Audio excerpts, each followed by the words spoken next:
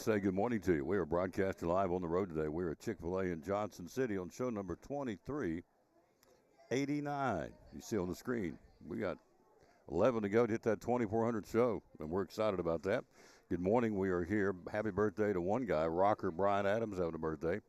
Cuts like a knife, and everything I do it for you, I think is his song. And so he's having a birthday today. Brian Adams at 65 candles on his birthday cake. So happy birthday to Brian Adams today.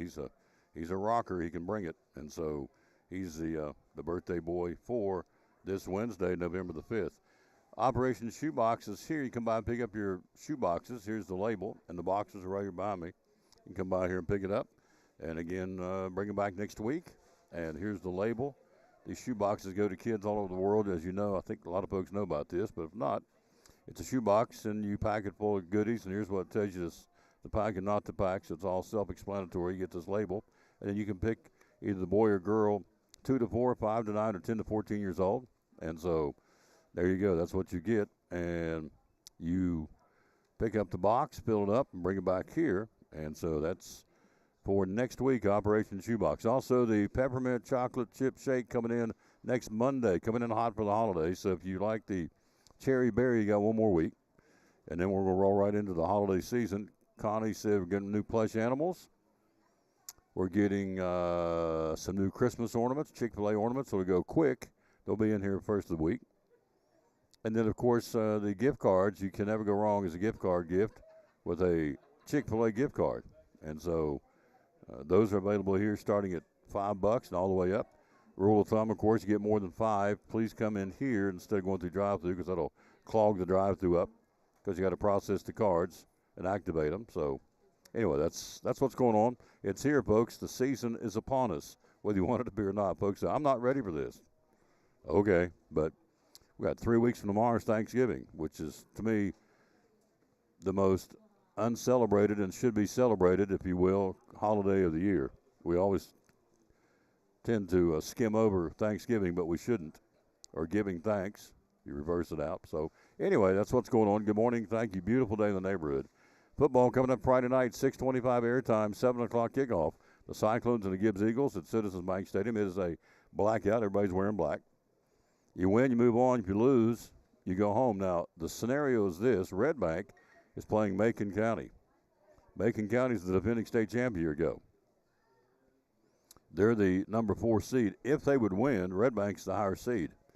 So the higher seed will be at home next week. If the Cyclones can win, which is a big if, because this Gibbs team's a good football team, real good football team. If the Cyclones can win Friday night, and if Macon County would upset Red Bank Friday night, we would be back home next week in the second round of the playoffs, with a chance to be at home for the third round of the playoffs, or the quarterfinals. So it's first round, second round, quarterfinals, semis, and state championship. So anyway, that's what's going on. College football, top 12 teams. The first college football playoff committee has come forth with their 12 teams.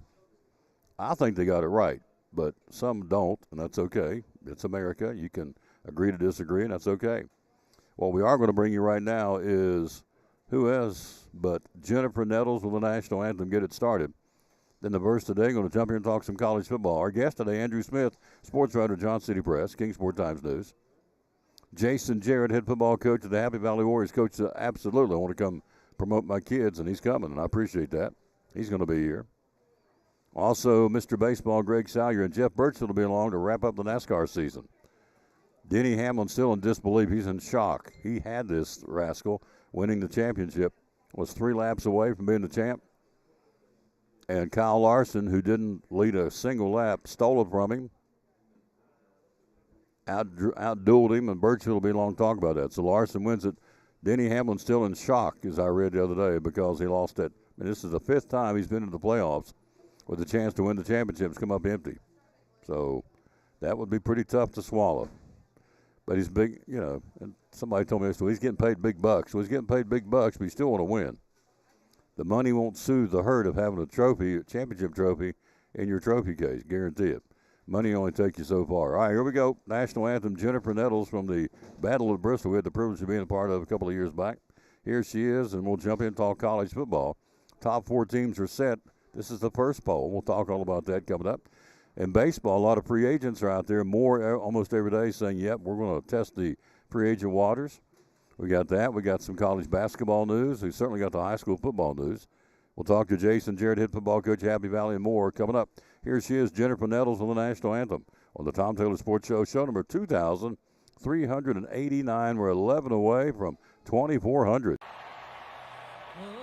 say, can you see by the dawn's early light what so proudly we hailed at the twilight's last gleaming, whose broad stripes and bright stars through the perilous fight o'er the ramparts we watched were so gallantly streaming, and the rocket's red glare, the bombs bursting in air, gave proof through the night that our flag was still there.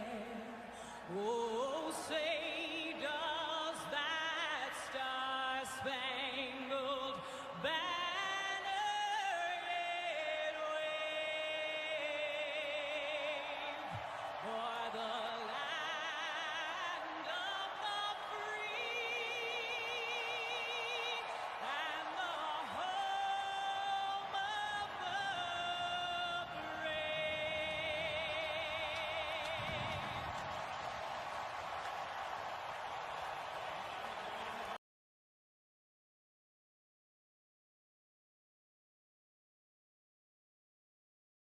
Very simple. It happens every day. Tell us how we can do it. Yeah, all you got to do is give us a call.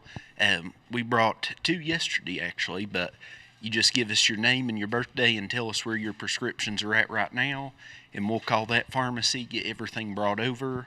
A lot of times people are nervous about moving because they're afraid something doesn't have refills or something can't be transferred. And when that's the case, we'll call those doctors, get you new prescriptions, and take care of everything, really. It's like the people, one of them we had transferred yesterday, said they'd been trying for about 3 days to get medicine refilled and just wasn't happening, and was frustrated and asked if we could do better, and called, got everything transferred. Took maybe 15 or 20 minutes, and we had to call the doctor on one, which waiting on doctors can sometimes be a little time consuming, but they got that called in, and by the afternoon we had everything ready for her. There you go, folks. So, it's just that easy. If you're not happy where you're getting your prescriptions filled, come to the Lingerfield Drug Center. The phone number to call and talk to you about it is? It's 423-542-2138. There you go. One of our great sponsors right here of Cyclone Sports and the Tom Taylor Sports Show. Get your prescription changed to a mom-and-pop pharmacy that still cares about their people and still wants to give you 100% customer satisfaction. It's right here at Lingerfield Drug Center beside Carter County Bank in downtown Elizabethton. Proud sponsor of Cyclone Sports and the Tom Taylor Sports Show.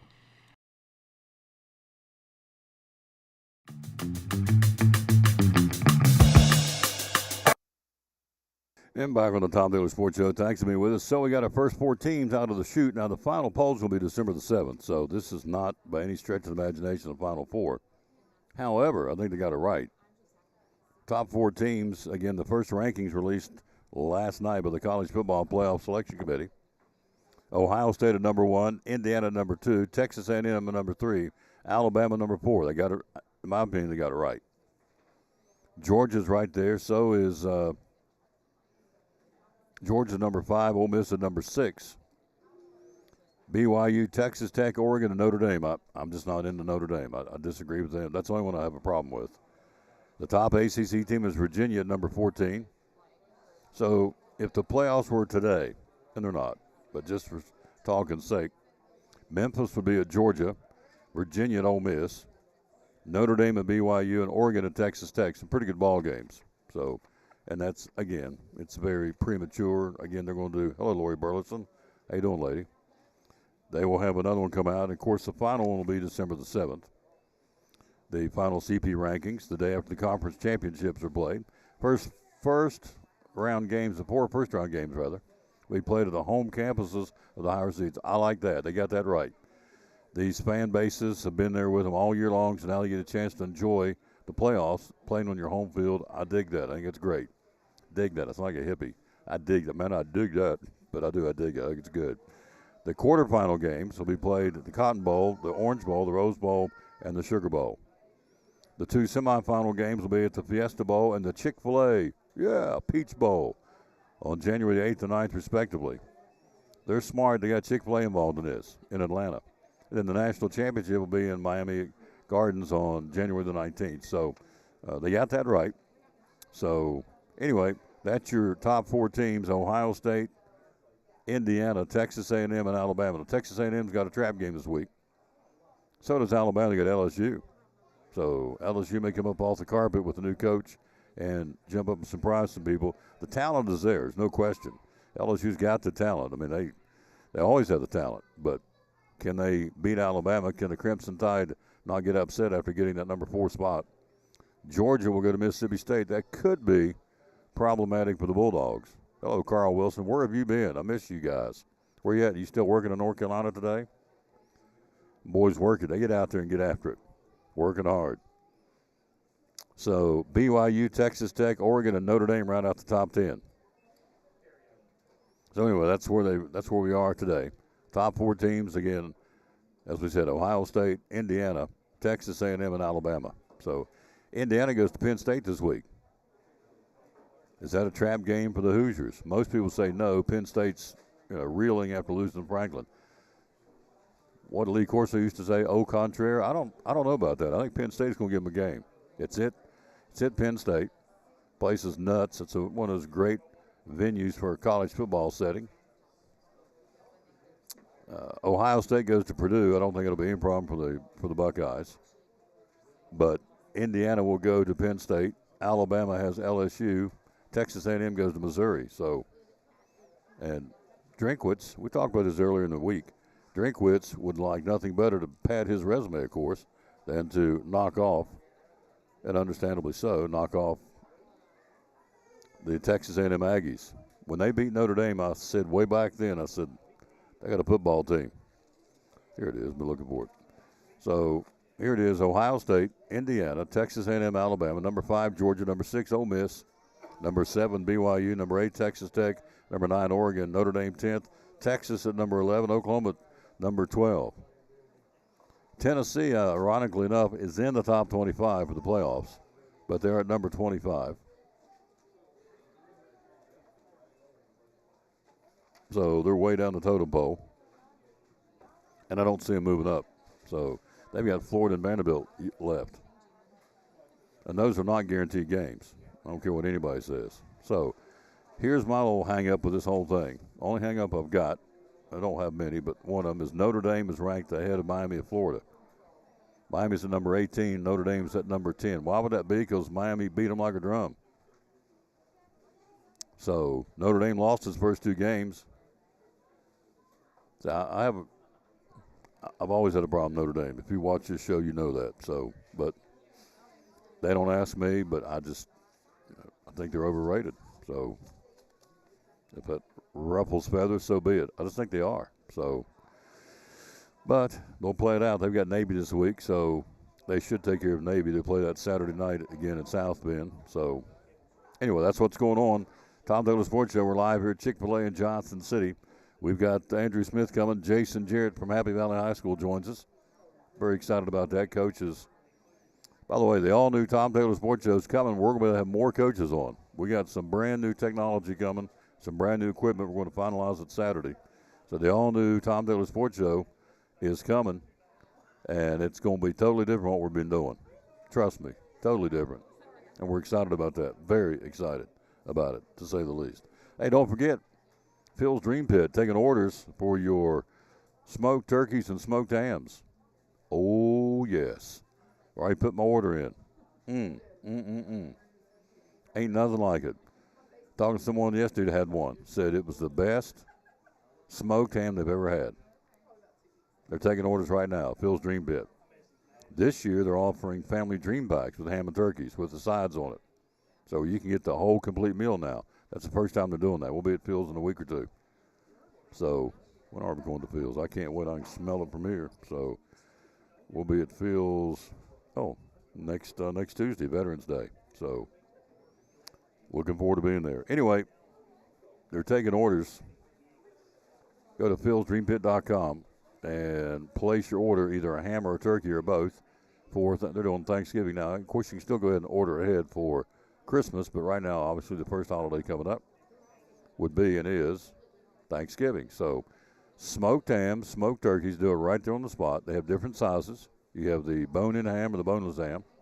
Either way, I promise you, and I don't make many promises, I promise you, put my hands up, Scout's promise, I'll promise you, you will never have a ham or a turkey like Phil's Dream Pit. I say this all the time. In fact, got him one last year, the owner of Chick-fil-A. He texted me the next day, said, Taylor, he always calls me Taylor. Taylor, best ham I ever had. Thank you, Tim. Hello, Becky Muncie down Union County. How you doing, dear?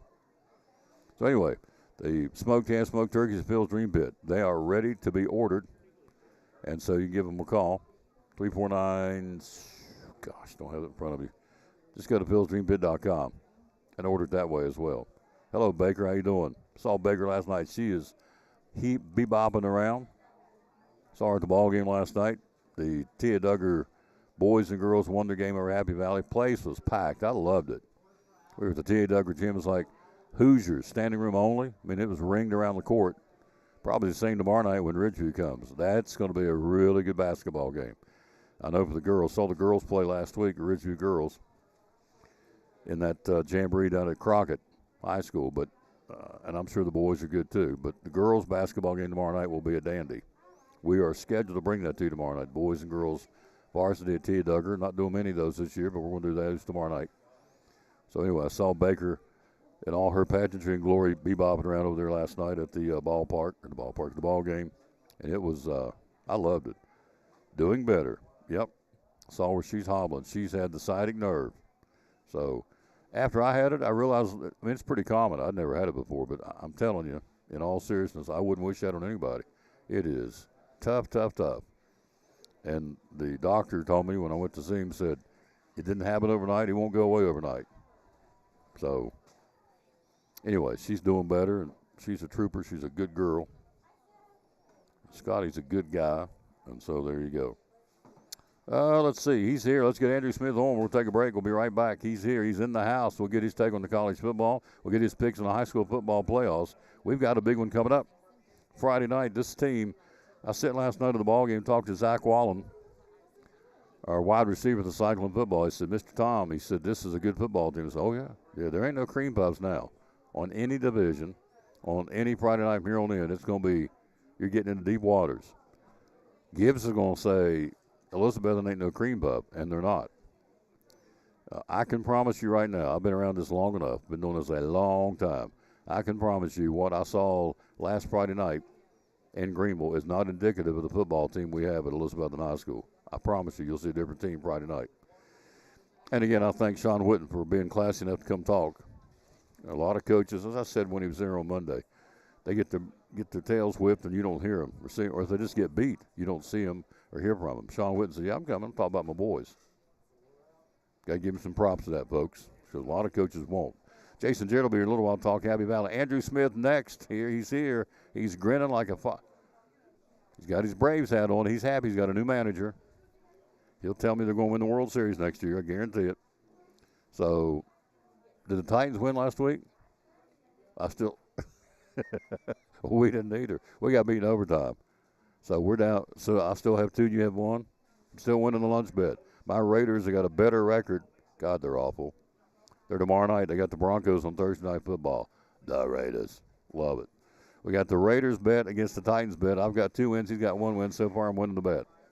Hello, Patsy Lions. Quick break. We're talking high school football next on the Tom Taylor Sports. Brummett Sports Shop in downtown Elizabethton with your favorite school's t-shirts, polos, or hoodies. They can put your school, church, or company's logo on lots of different styles of hats, including Nike and Richardson and now Travis Matthew. Windbreakers, sublimated shirts, pullovers, koozies. They can order for any area school and your favorite team. Dry fit sleeveless hoodies, Nike dry fit t-shirts, women's and toddler sizes. You can order any uniform for any sport, including the pants or shorts from Brummett Sports Shop. And they always have a clearance rack to save you money. Plaques, trophies, medals, and ribbons, and all the engraving is done in-house. And they offer hard-to-find Letterman jackets of your favorite school for guys, ladies, and now elementary and middle school athletes too. And they offer all the different sports patches as well. Brummett Sports Shop, downtown Elizabethton, Facebook, Instagram, website, BrummettSportsShop.com, phone 542-2321, Brummett Sports Shop in downtown Elizabethton.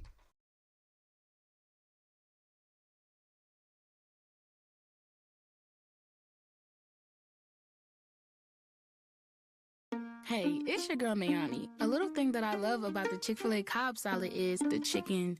Literally, the nuggets, they smack. When you put those nuggets in the salad, it just brings the salad to life. I'll give it a 10 out of 10.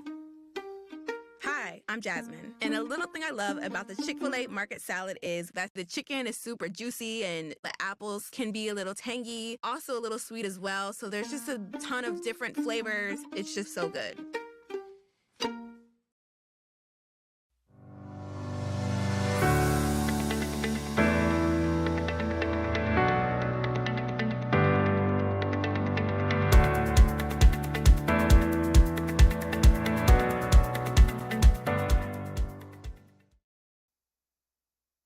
And there he is, slide number 8. This is kind of his slide. He's slide 8 on the screen.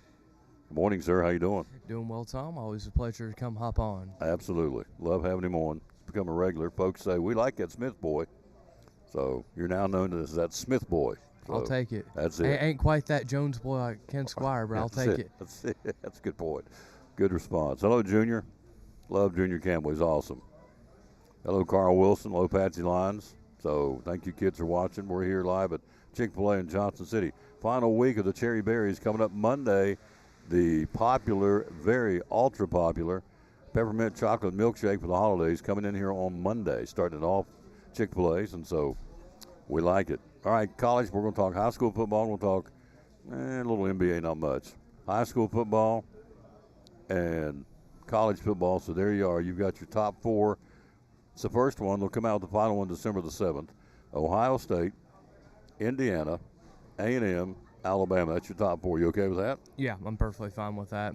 Have no qualms there. I think Ohio State and Indiana have clearly asserted themselves as 1-2, and then I would say A&M has had a better resume, better season, obviously undefeated than Alabama, and I'd say Bama's probably the best one-loss team in the country. Usually when you come out with these rankings, the next week somebody gets knocked off. So the trap game this week, I think Indiana's at Penn State.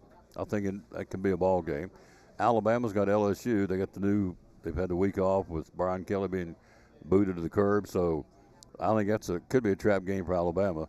Ohio State goes to Purdue. That should not be a problem. A&M goes to Missouri. That could be a problem. So coming out of this first pickings, I think. Do you think any of those could be a dangerous game for those teams, or am I wrong? I think Bama at LSU certainly can be. I think you tend to see teams first game after a coaching change a lot of times in college especially. You'll see them kind of take a bump up in play.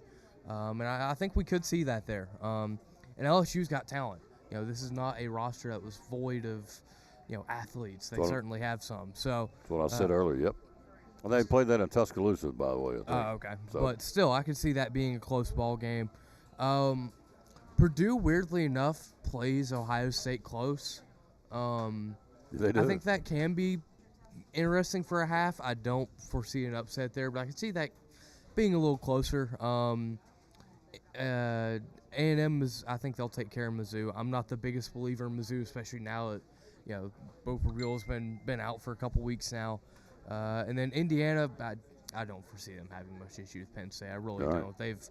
They've thrown everyone not named Oregon into a wood chipper, effectively.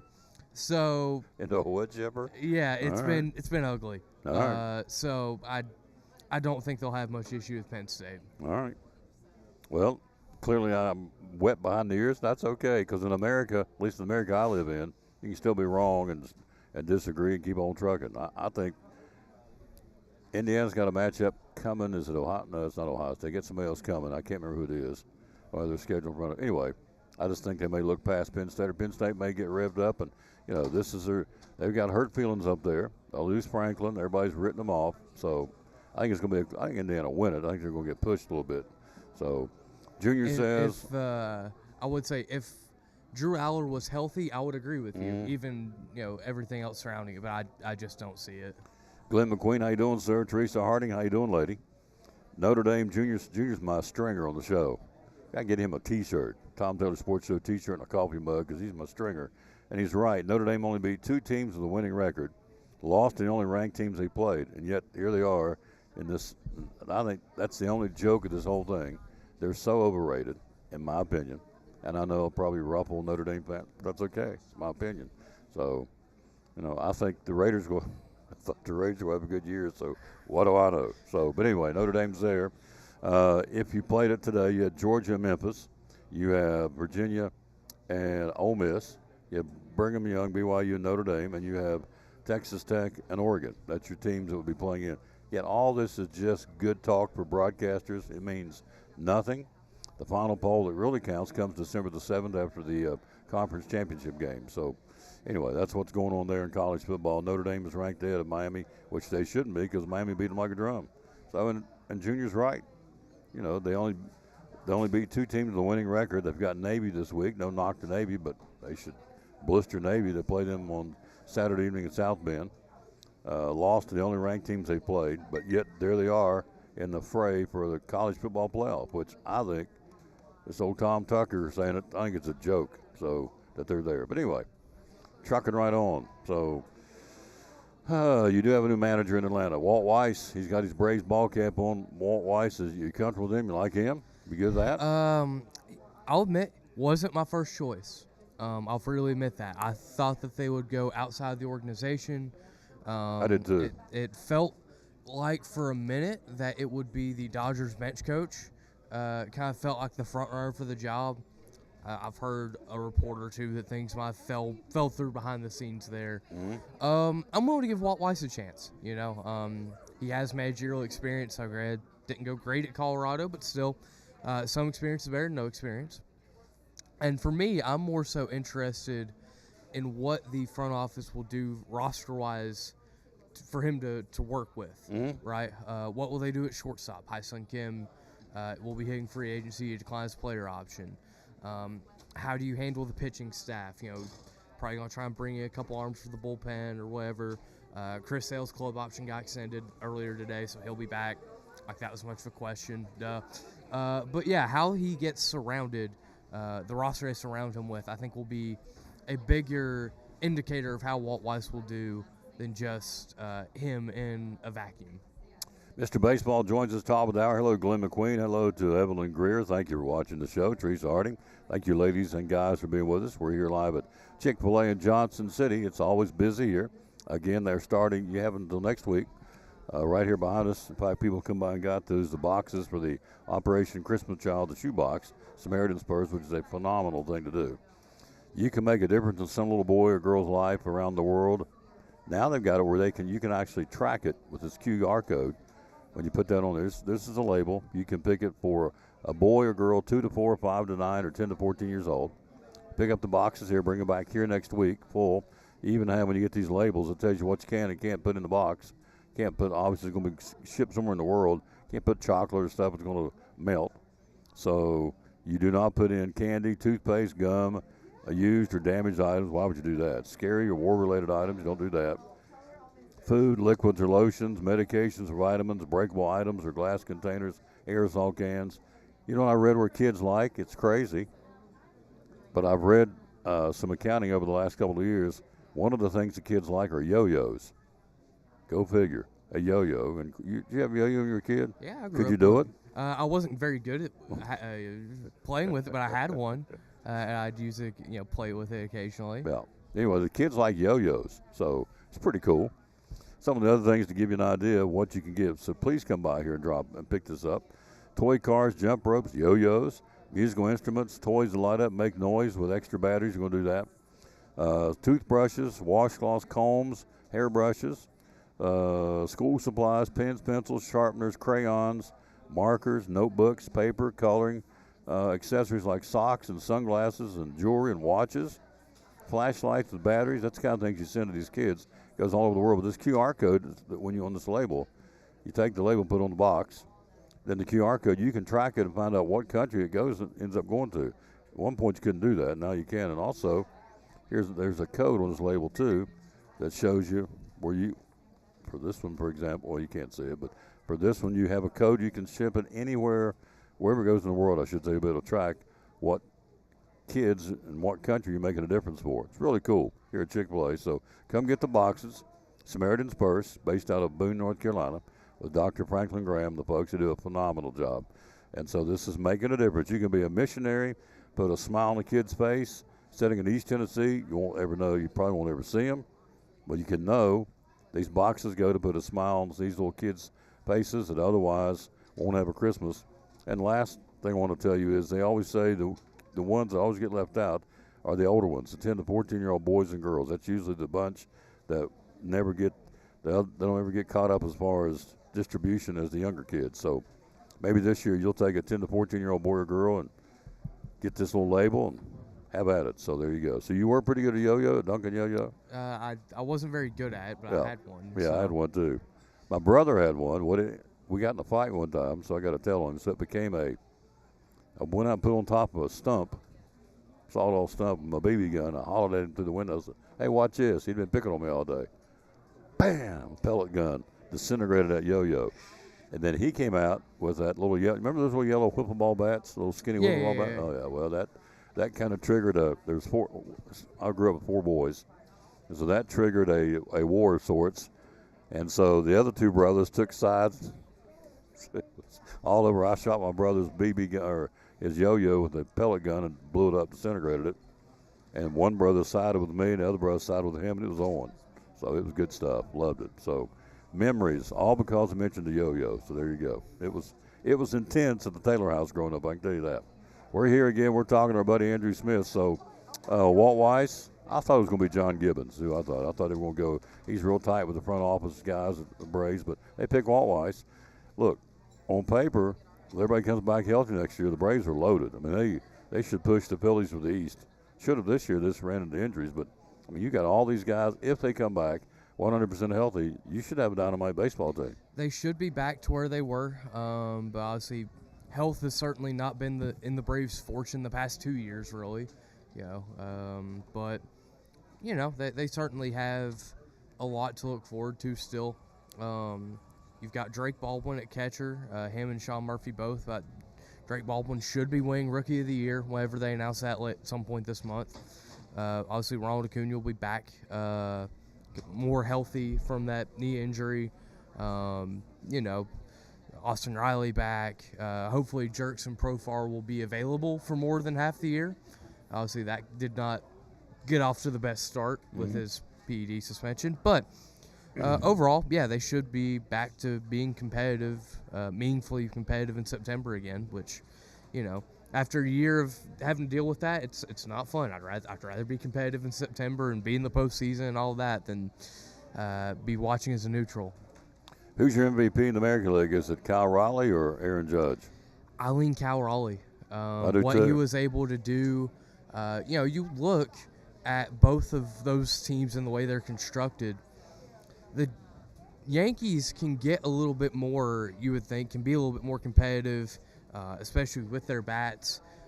Without Aaron Judge, obviously Judge helps move things a lot. But, you still got guys like Stanton, they're there, and Volpe can be hit or miss, can get streaky with the bat. You look at the Mariners, it was a lot of Cal Raleigh. Now they traded for Eugenio Suarez at the deadline, which helped that, but still, it was.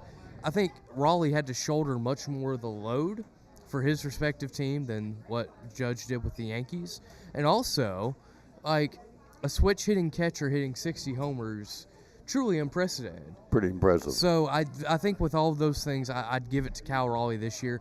I wouldn't cause a riot if they give it to Judge again, but if I had to vote, and I do not, I would cast it for Cal Raleigh. Otani winning the National League? I think so, yeah. Hands down. I think Kyle Schwarber had a fantastic season. Yep. But I think it goes to Otani.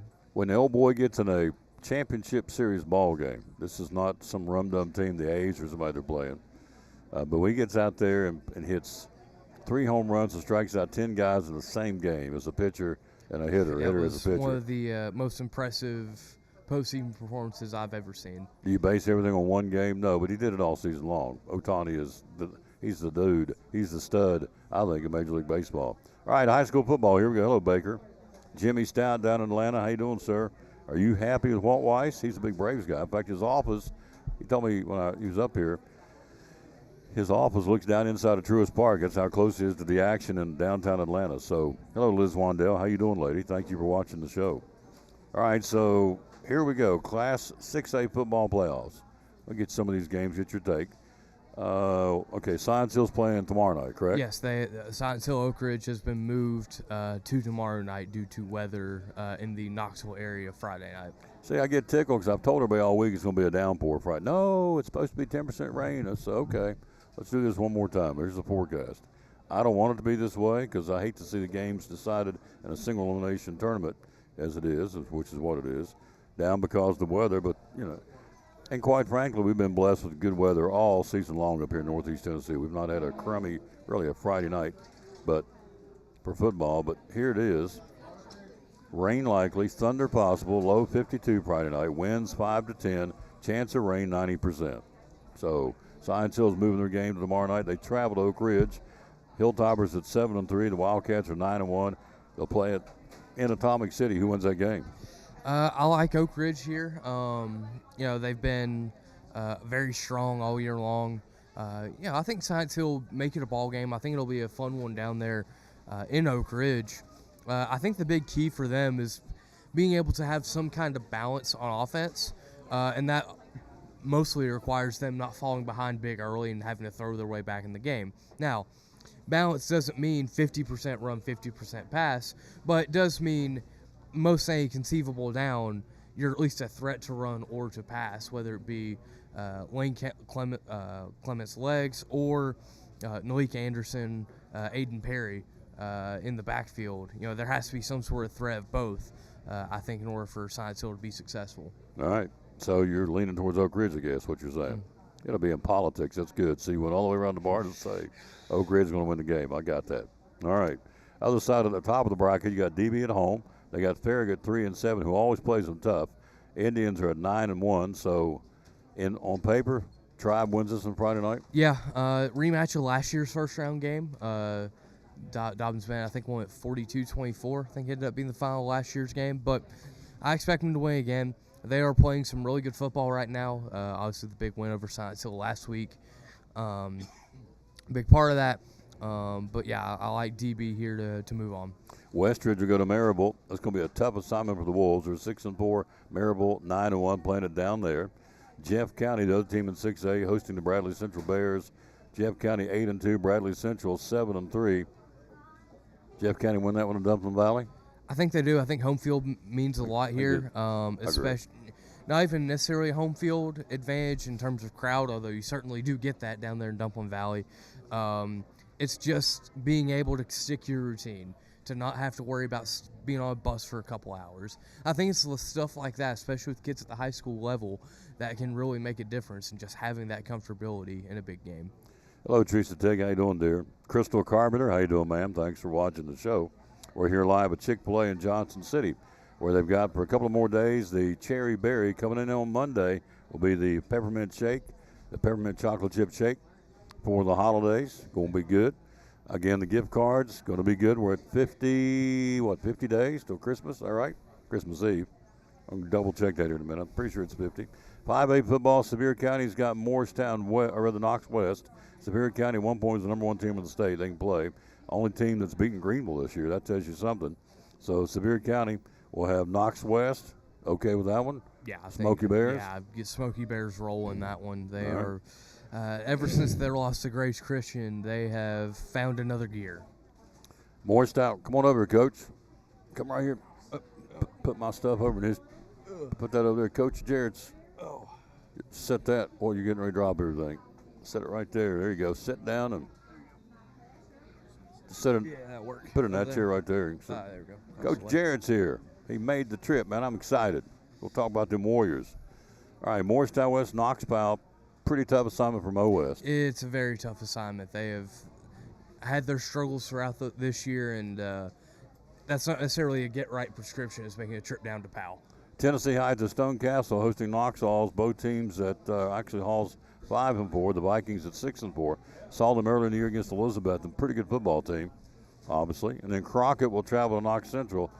Pioneers at 4-6. The Bobcats are 8-2. Crockett's got their hands full. They do. They have to control the line of scrimmage, or at the very least, not get beat quickly on the line of scrimmage. They have to, that's something they've had struggles with at times this year. When I saw them earlier this year against Gate City, Gate City really had a lot of success in the trenches.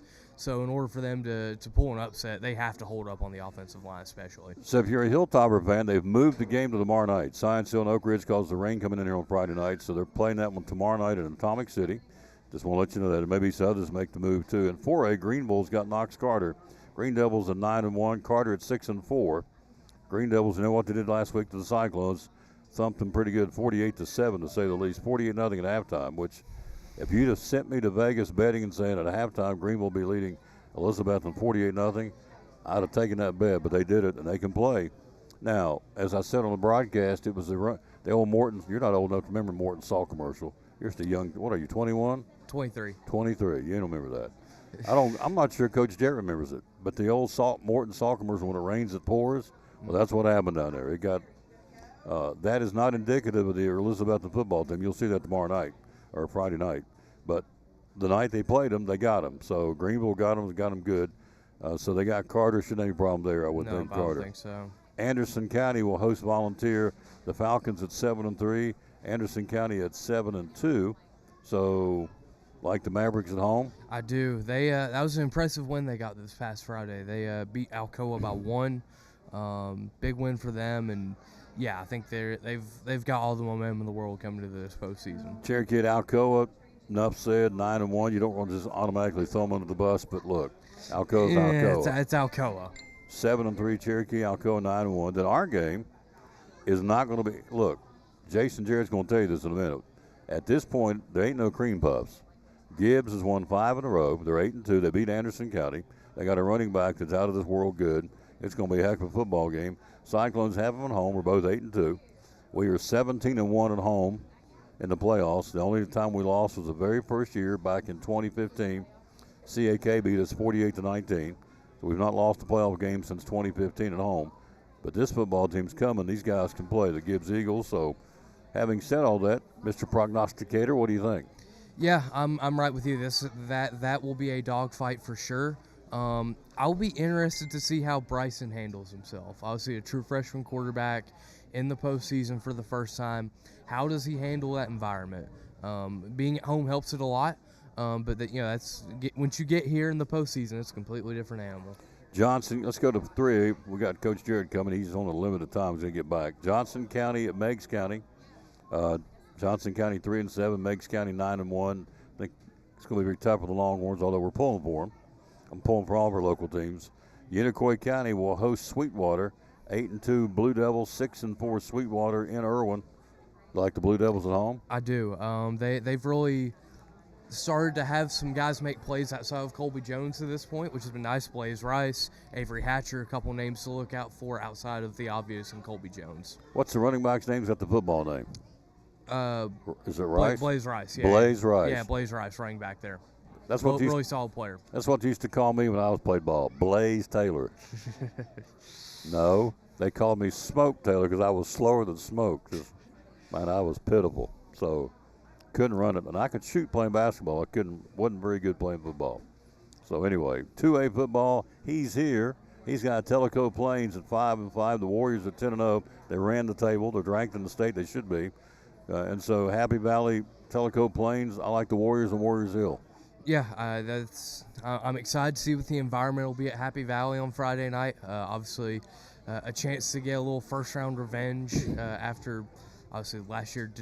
Tough way to end it, but a good chance to get back and get back in the win column again. Yep. Back at home. I'm pulling for the Warriors. South Green at 7-3, hosting Polk County at 5-5. That's a long trip, Polk County. That's something folks don't realize. You get on a school bus, you got to come through Knoxville on a school bus on a Friday afternoon. It's a long haul, and so and of course we got guys and teams going that way too. So it's just tough riding a bus, get off of a bus and get stretched and play. People do it.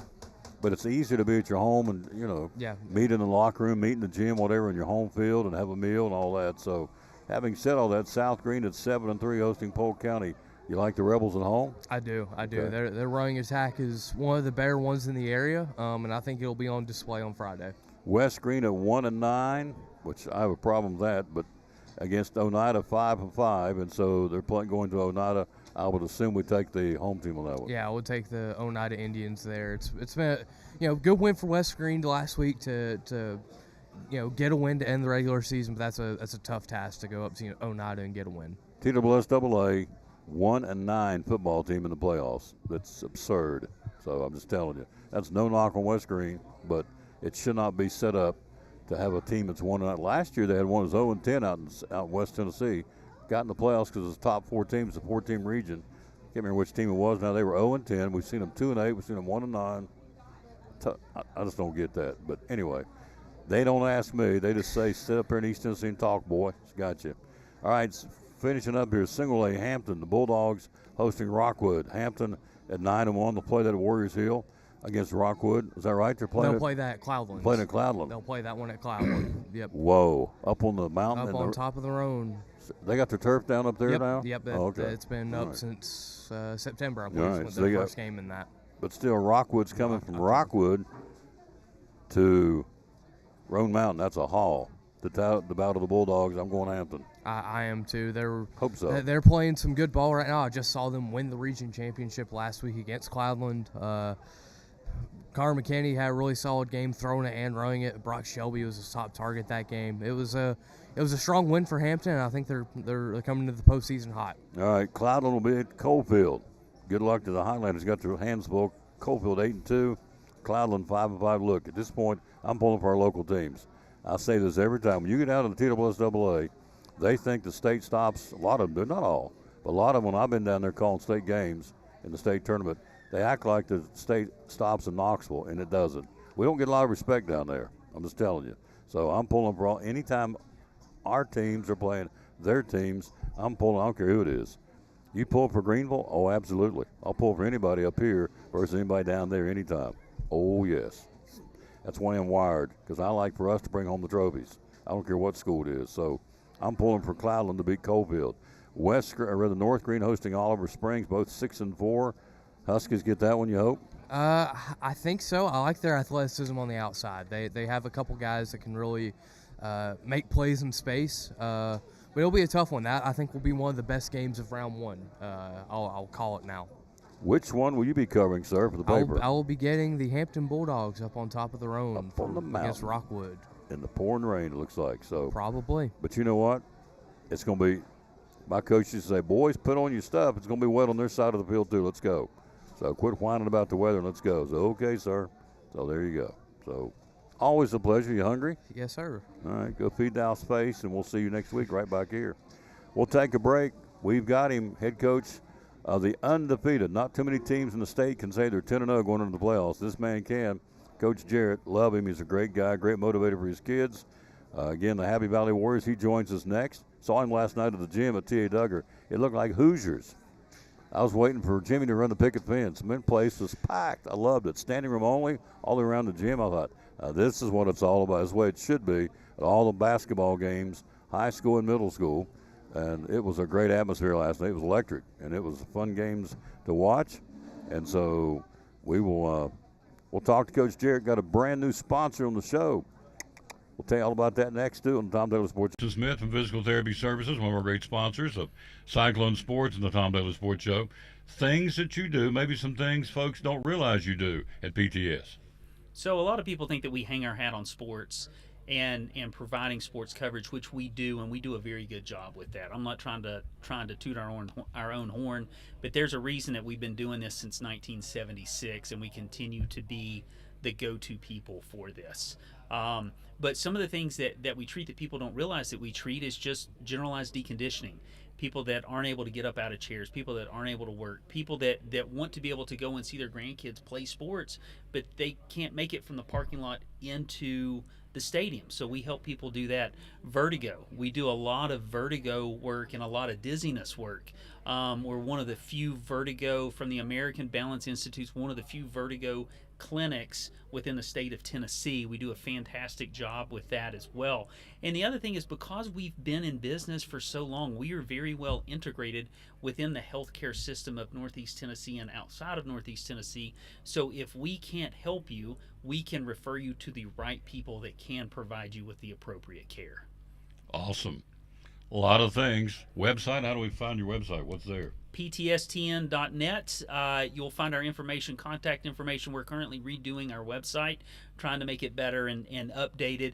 Really, the best way to get in touch with us is to call us or stop by, set up for a consultation, and we can point you in the right direction. Whether we're pointing back at us to get you taken care of, or we are pointing you to one of our fellow clinics and fellow physicians. Phone number is 423-543-0073.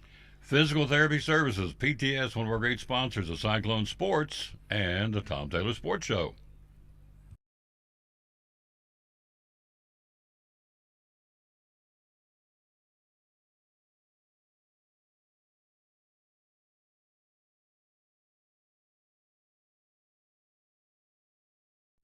Hey, my name is Dante, and a little thing I love about the Chick-fil-A nuggets is the authentic taste of it. You can tell it's freshly breaded, seasoned perfectly, and it just has this unique taste that compares to no other. Once I bite into it, My name is Meredith, and a little thing I love about Chick-fil-A's mac and cheese is the oven-toasted, cheesy top layer. If home had a flavor, it would be Chick-fil-A's mac and cheese. I'm passionate about it.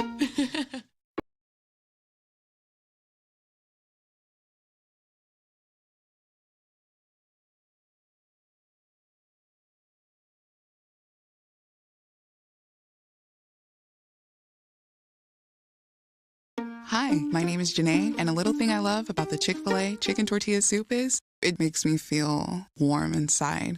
This is what cozy feels like. This is what bundling up in a blanket next to a fireplace with people you love feels like.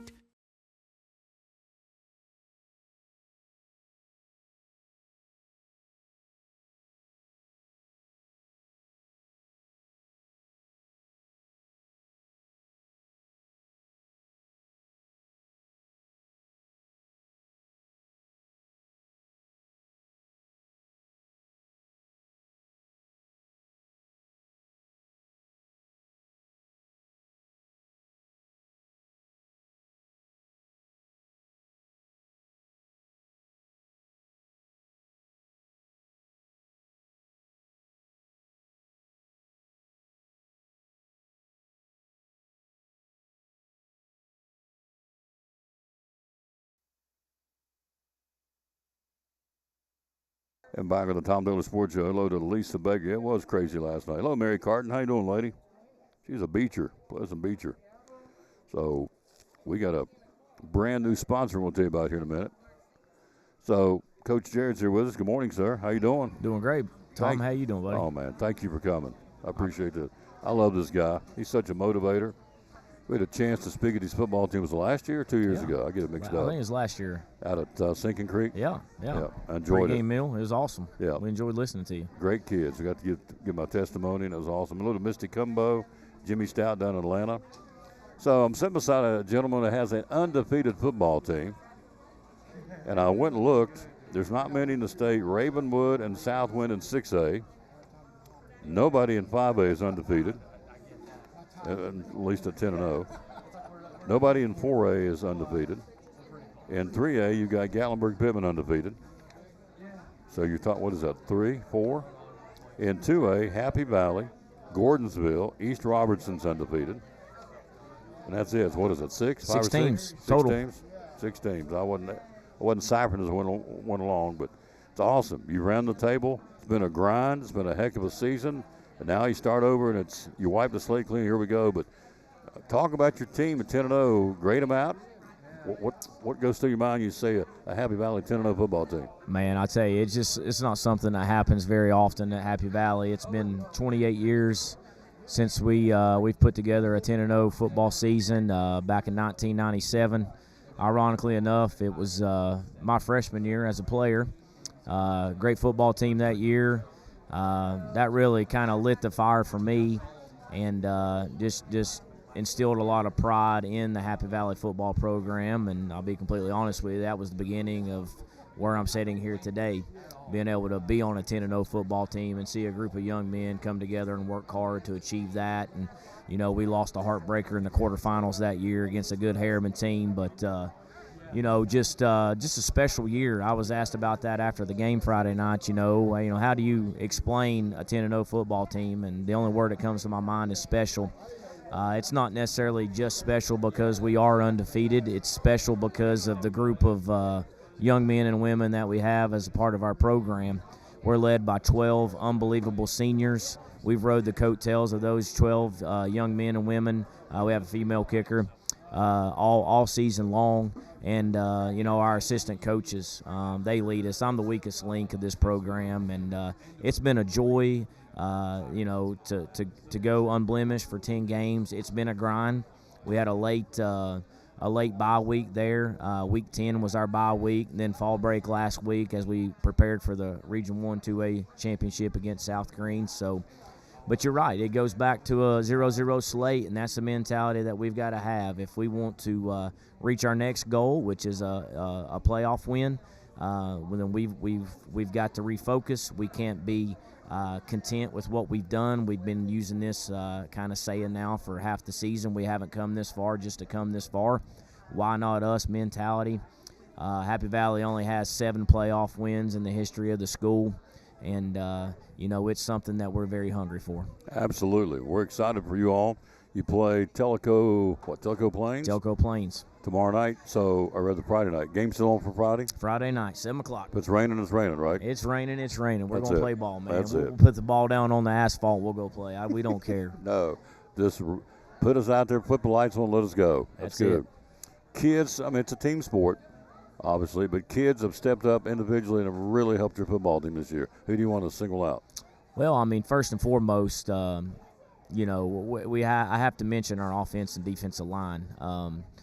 I don't care what level you play, youth club, middle school, high school, professional, college, whatever. Doesn't matter the classification, but if you win those battles in the trenches, you're going to give yourself a chance to be successful, and we've been very, very good up front. We're led on both sides of that by 3 senior linemen in Andrew Ellis, Nick Primo, Carlos Lopez, along with many other ones. But I just mentioned those 3 just because those guys, after losing a heartbreaker last year in round 1 against Polk County, 14-13,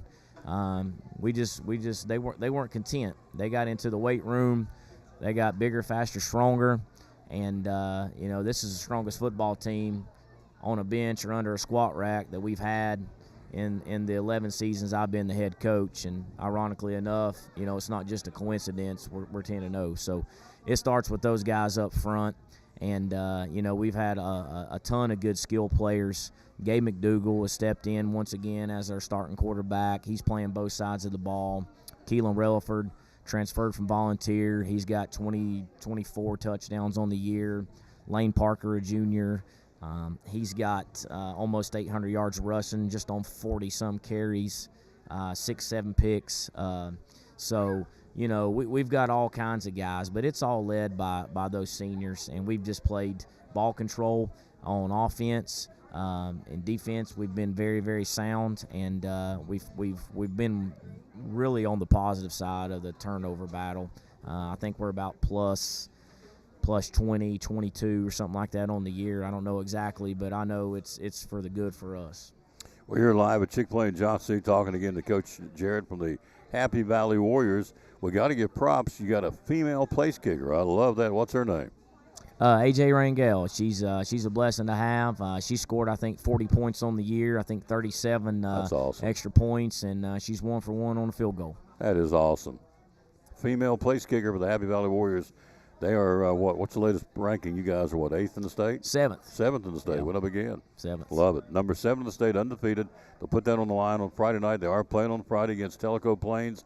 What's the scouting report on this team? They're 5-5, but I can only imagine it's not a cream puff team, is it? No, absolutely not. I mean, they're absolutely gigantic. That's the first thing that just pops off the screen when you watch their film is just how big they are. I bet you they're probably averaging close to 1,200 pounds across their offensive line. I mean, they are gigantic. By far the biggest football team that we've played this year.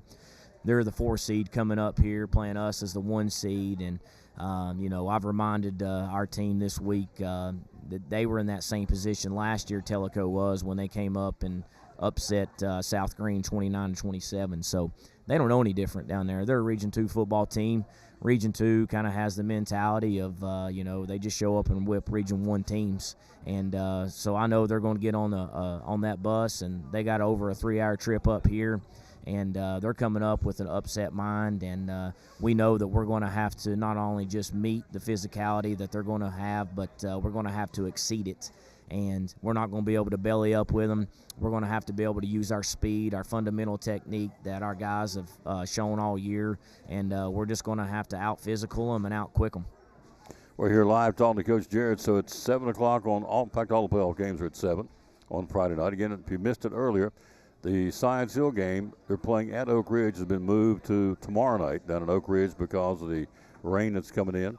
And so that'll be a 7 o'clock kickoff. Place will be rocking on Friday night at Warriors Hill, won't it? Oh, yeah, man. It's going to be an electrifying atmosphere. Another home playoff game for us. So we're looking forward to trying to find a dub this time.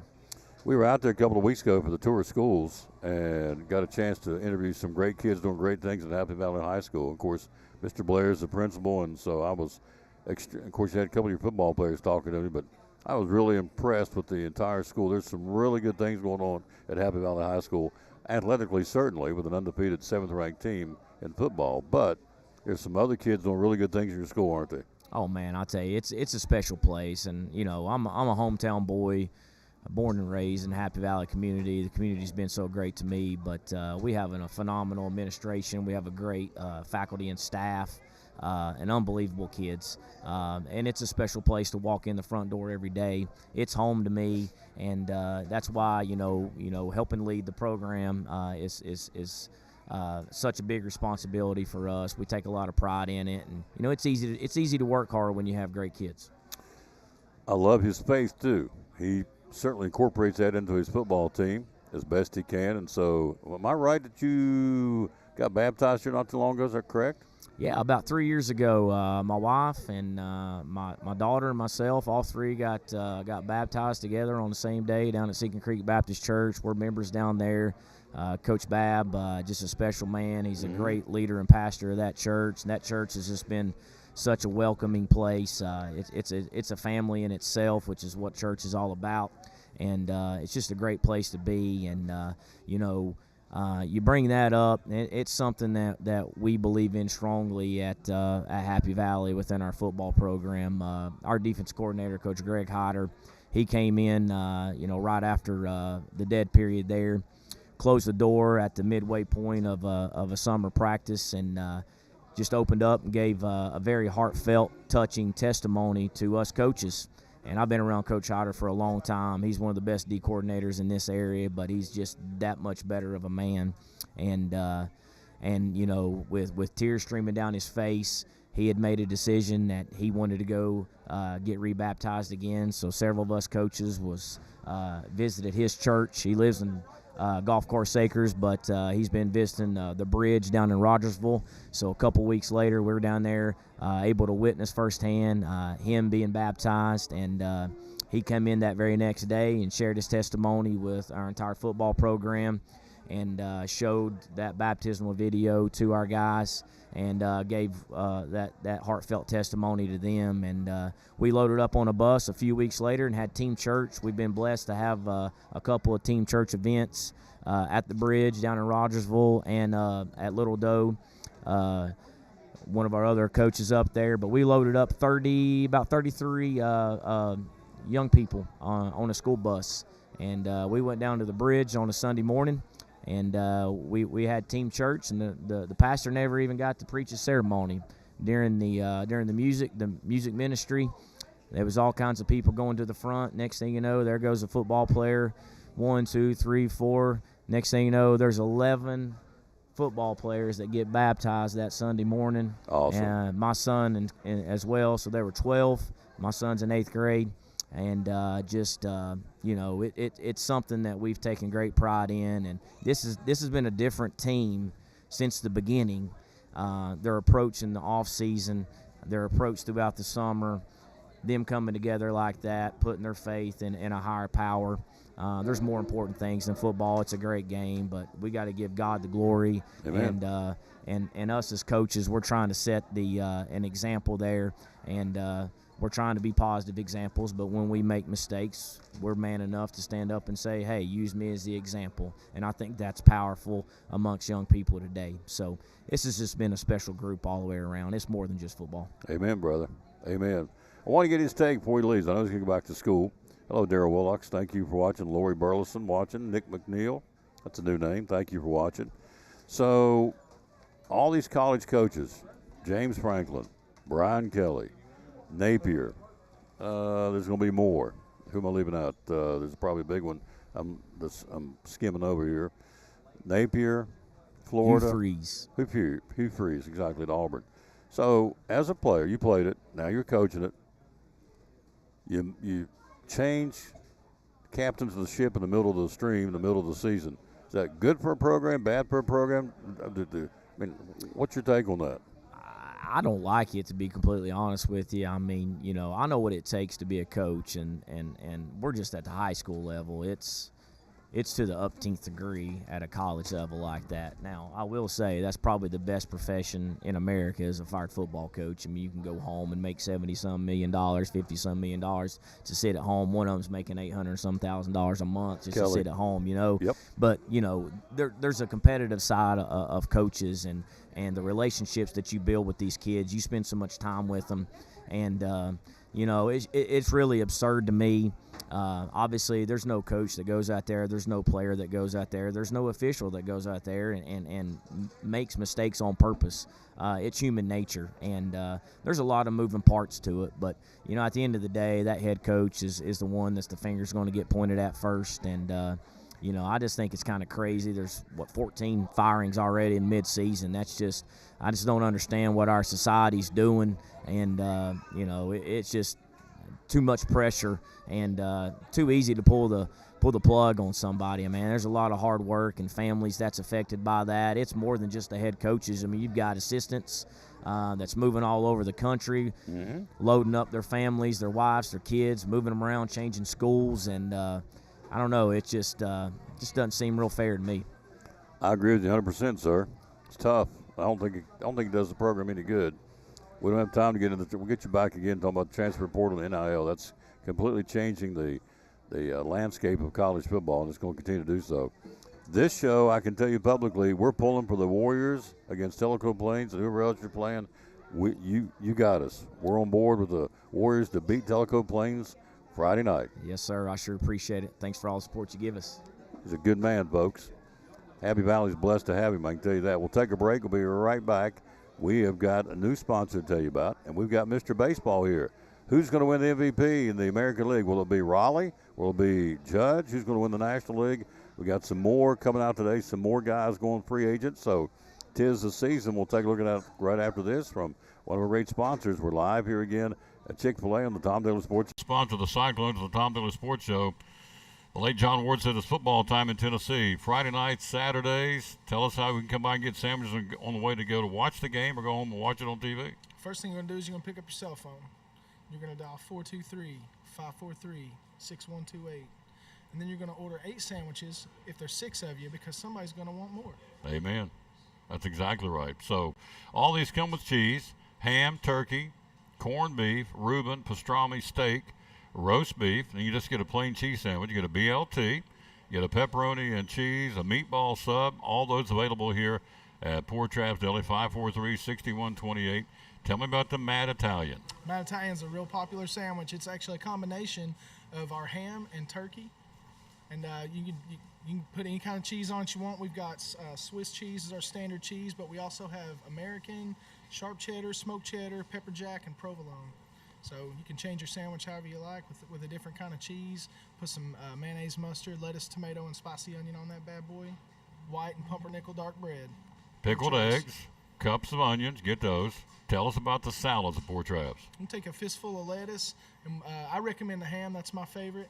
We also have turkey and roast beef with some tomatoes, spicy onions, croutons, 2 packs of dressing. We've got ranch, Thousand Island, honey mustard, and Italian dressing. All that right here, folks. 543-6128 on social media. How do we find you? Find us on Facebook. Facebook. Where you can find everybody. You got it. And the hours you're open are? We're open from 9 to 9, Monday through Saturday. Closed on Sunday for the Lord's Day, which I appreciate. One of our great sponsors, folks. They crank it out. Love them, love them. They sponsor the players of the game for the Cyclones on T.A. Duggar and Elizabethton. He's proud to do it. Yep. One of our great sponsors right here in the heart of Elizabethton, Poor Traps Deli. Proud sponsor of the Tom Dilley Sports Show and Elizabethton Cyclone Sports.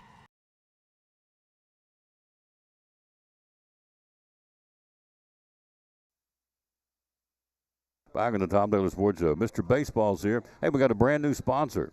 Yeah. All right. Yes. Went by there yesterday and saw she's going to be on the show tomorrow. I talked her into being on the show. She says, I don't think I can do this. I said, Tara, honey, if I can do this, anybody can do this. Come on now. So hello, Junior Stanley. How you doing? And Brenda.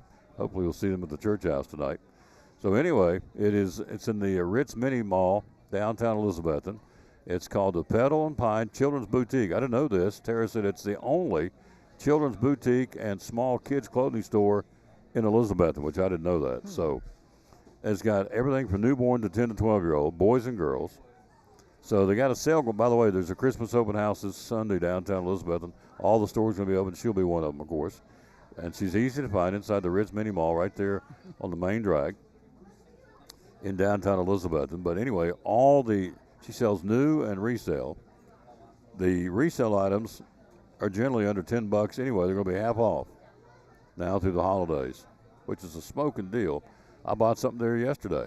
So she's got some good stuff, really good stuff. The new items are 25% off.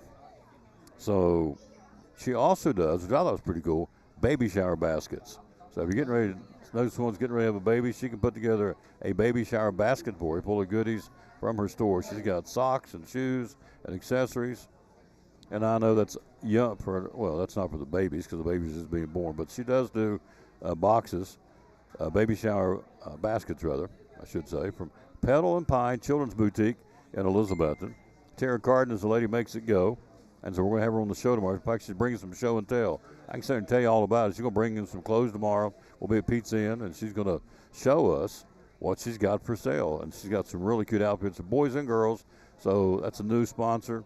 And for the holidays, we appreciate that. It's called Petal and Pine. It's a children's boutique in downtown Elizabethton, so we're very excited about that. In the Ritz Mini Mall. So hello to Tara Carden and Mary Carden, the kids.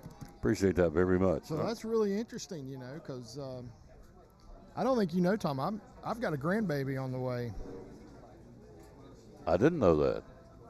Hannah Banana? I do. Hannah Banana is Holy expecting. smokes. Yeah. I'm old. She got married. It's been a little over 2.5 years ago Wow. she got married, and they are expecting due in May. Well, we need to get you a gift card to go to the Petal and Pine. Let you go down. You and Wendy go down and shop.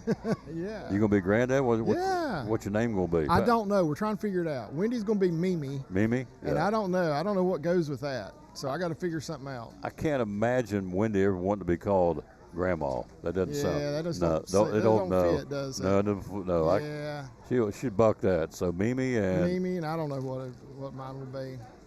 I don't know.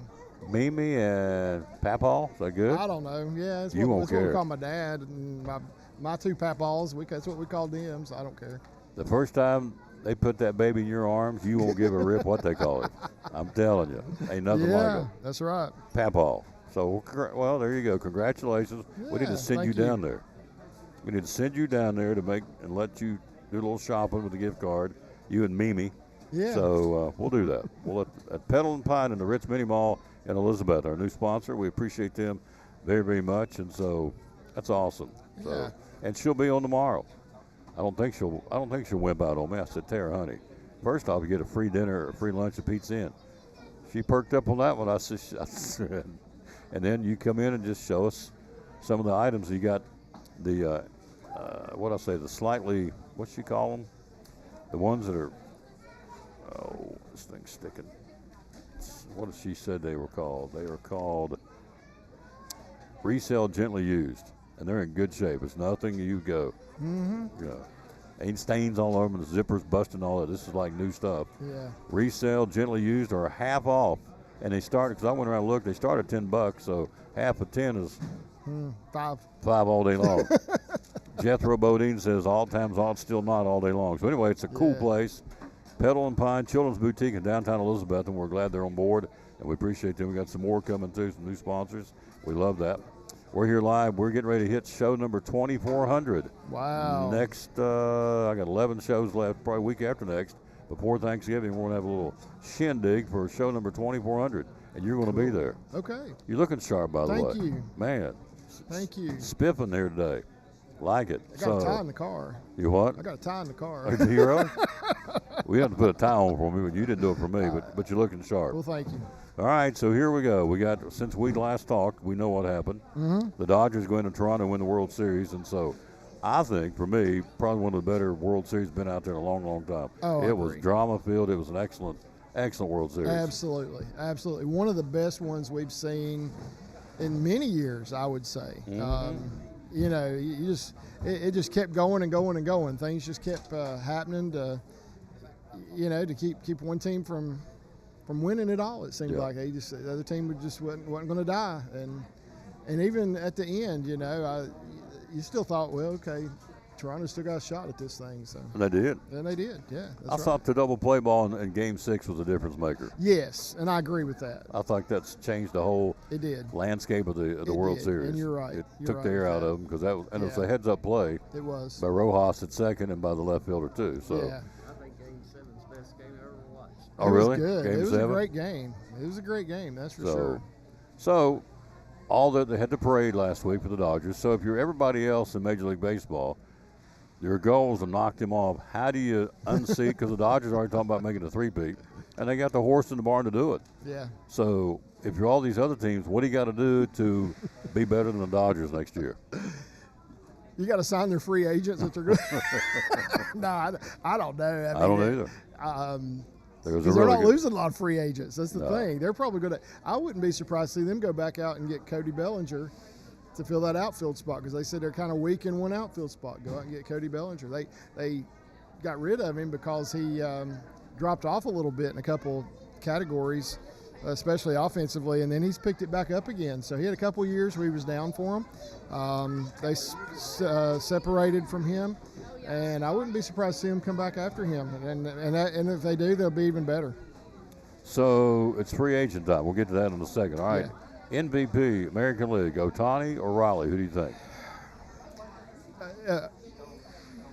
You mean American League? Oh, you mean MVP. Judge or Raleigh? I'm excited. You Judge. You confuse me. Welcome to my world. I stay confused. If that's going on in your head all the time, I understand. But yeah, you confused me when you said Ohtani or Raleigh. I'm going to tell on myself. I started to the wrong Chick-fil-A today. I'm driving. I thought, what am I doing? I had to come back. So I wouldn't have been there. I wouldn't have either. You wouldn't have been here. Is your mother watching? She's watching. Oh, Ev. Absolutely, she's watching. She says, Tom, you're so goofy. So there you go. Yeah. Love Ev. She's the pumpkin pie, Ev. Thank you. Thank you. Thank you. So the Cheerio cream pie, maybe. Yeah, maybe. Maybe with all I think that. there's better chance of getting one of those than there is the pumpkin again. No, I don't care. So if I was around Ev very long, I'd weigh 800 pounds. I'm telling you, she can cook. Your mama can do it. She can cook, that's for sure. So now I got the right guys. Judge or Raleigh's MVP? So, there was a time in the season when I would have said it was a slam dunk for Judge. But then he got hurt, missed a while. Raleigh hits all these home runs. I think Judge might still get it because overall numbers, he's better. But with the power numbers Raleigh put up, I wouldn't be surprised to see him get it. I really wouldn't. What, 60 home run switch hitters a catcher? Yeah. I mean, that's really impressive. Unbelievable. It's a one-time thing. I would not be surprised at all if he got it. It's a once in a while. Not to say Raleigh can't come back and do it next year, but yeah, you know, you can't live for next year. Well, we'll give it to him next year. We'll get it next year. We don't know what's going to happen next year. Yeah. So I'm pulling for Raleigh, and there's no knock on Judge. Yeah, and I would not be surprised at all. Yeah. If he gets it. MVP, National League, Ohtani or Schwarber? I think it'll be Ohtani. Hands really down. Do. Yeah, Schwarber had a fantastic season. He definitely deserves to be there as one of the top three.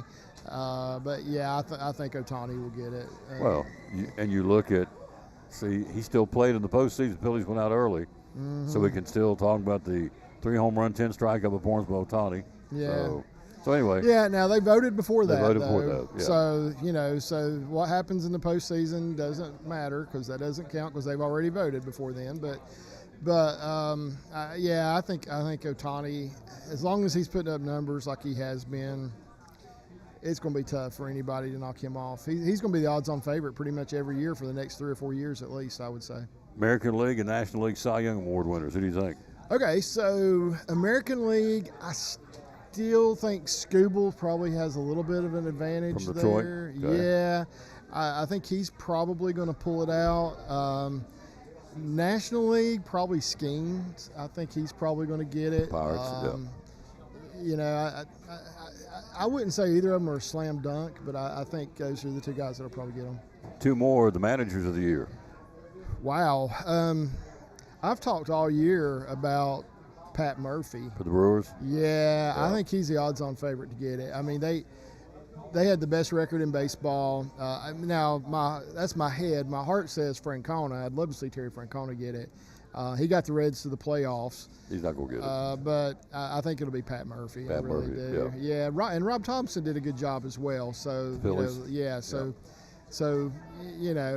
think he has a. I think Pat Murphy will probably be the guy to get it. American League? American League. Wow. Wilson, Schneider? I'm thinking probably Schneider. If they voted after the playoffs, I think it'd definitely be Schneider. Mm-hmm. I think he did some good things. He made one. He only made like 1 or 2 decisions throughout the whole playoffs that I was kind of scratching my head about. The rest of them, I think he nailed them pretty good. I didn't see him a whole lot throughout the regular season, but I was impressed with him and what I have seen of him. So I would think he would probably be the guy. Manager of the Blue Jays? Yes. Yep. Yep. So we got a new manager in Atlanta, Walt Weiss. You like that? Well, we talked about that, and I had mentioned that he was probably the odds-on favorite to get that job, and he did because they brought him in from upstairs. And, he's been the manager of the Rockies before. The Braves are not the Rockies, so you like to think he's got a better opportunity there in Atlanta to. The Braves are loaded. They are. They come back, everybody healthy. The Braves, if you're a Braves fan out there, you should be chomping for spring training. And I was seeing today they're going to pick up sales options. So, so the Braves should be really, really good. Well, that's a no-brainer because they're not going to let – you saw what happened last year. Max Fried went to the Yankees the year he had over there. Yeah. They're not going to let Chris Sale get away with the potential of the kind of year that he could have next year. So, look, you get all those guys back, Strider and Swellenbach, and the pitching staff gets back in health. Yeah.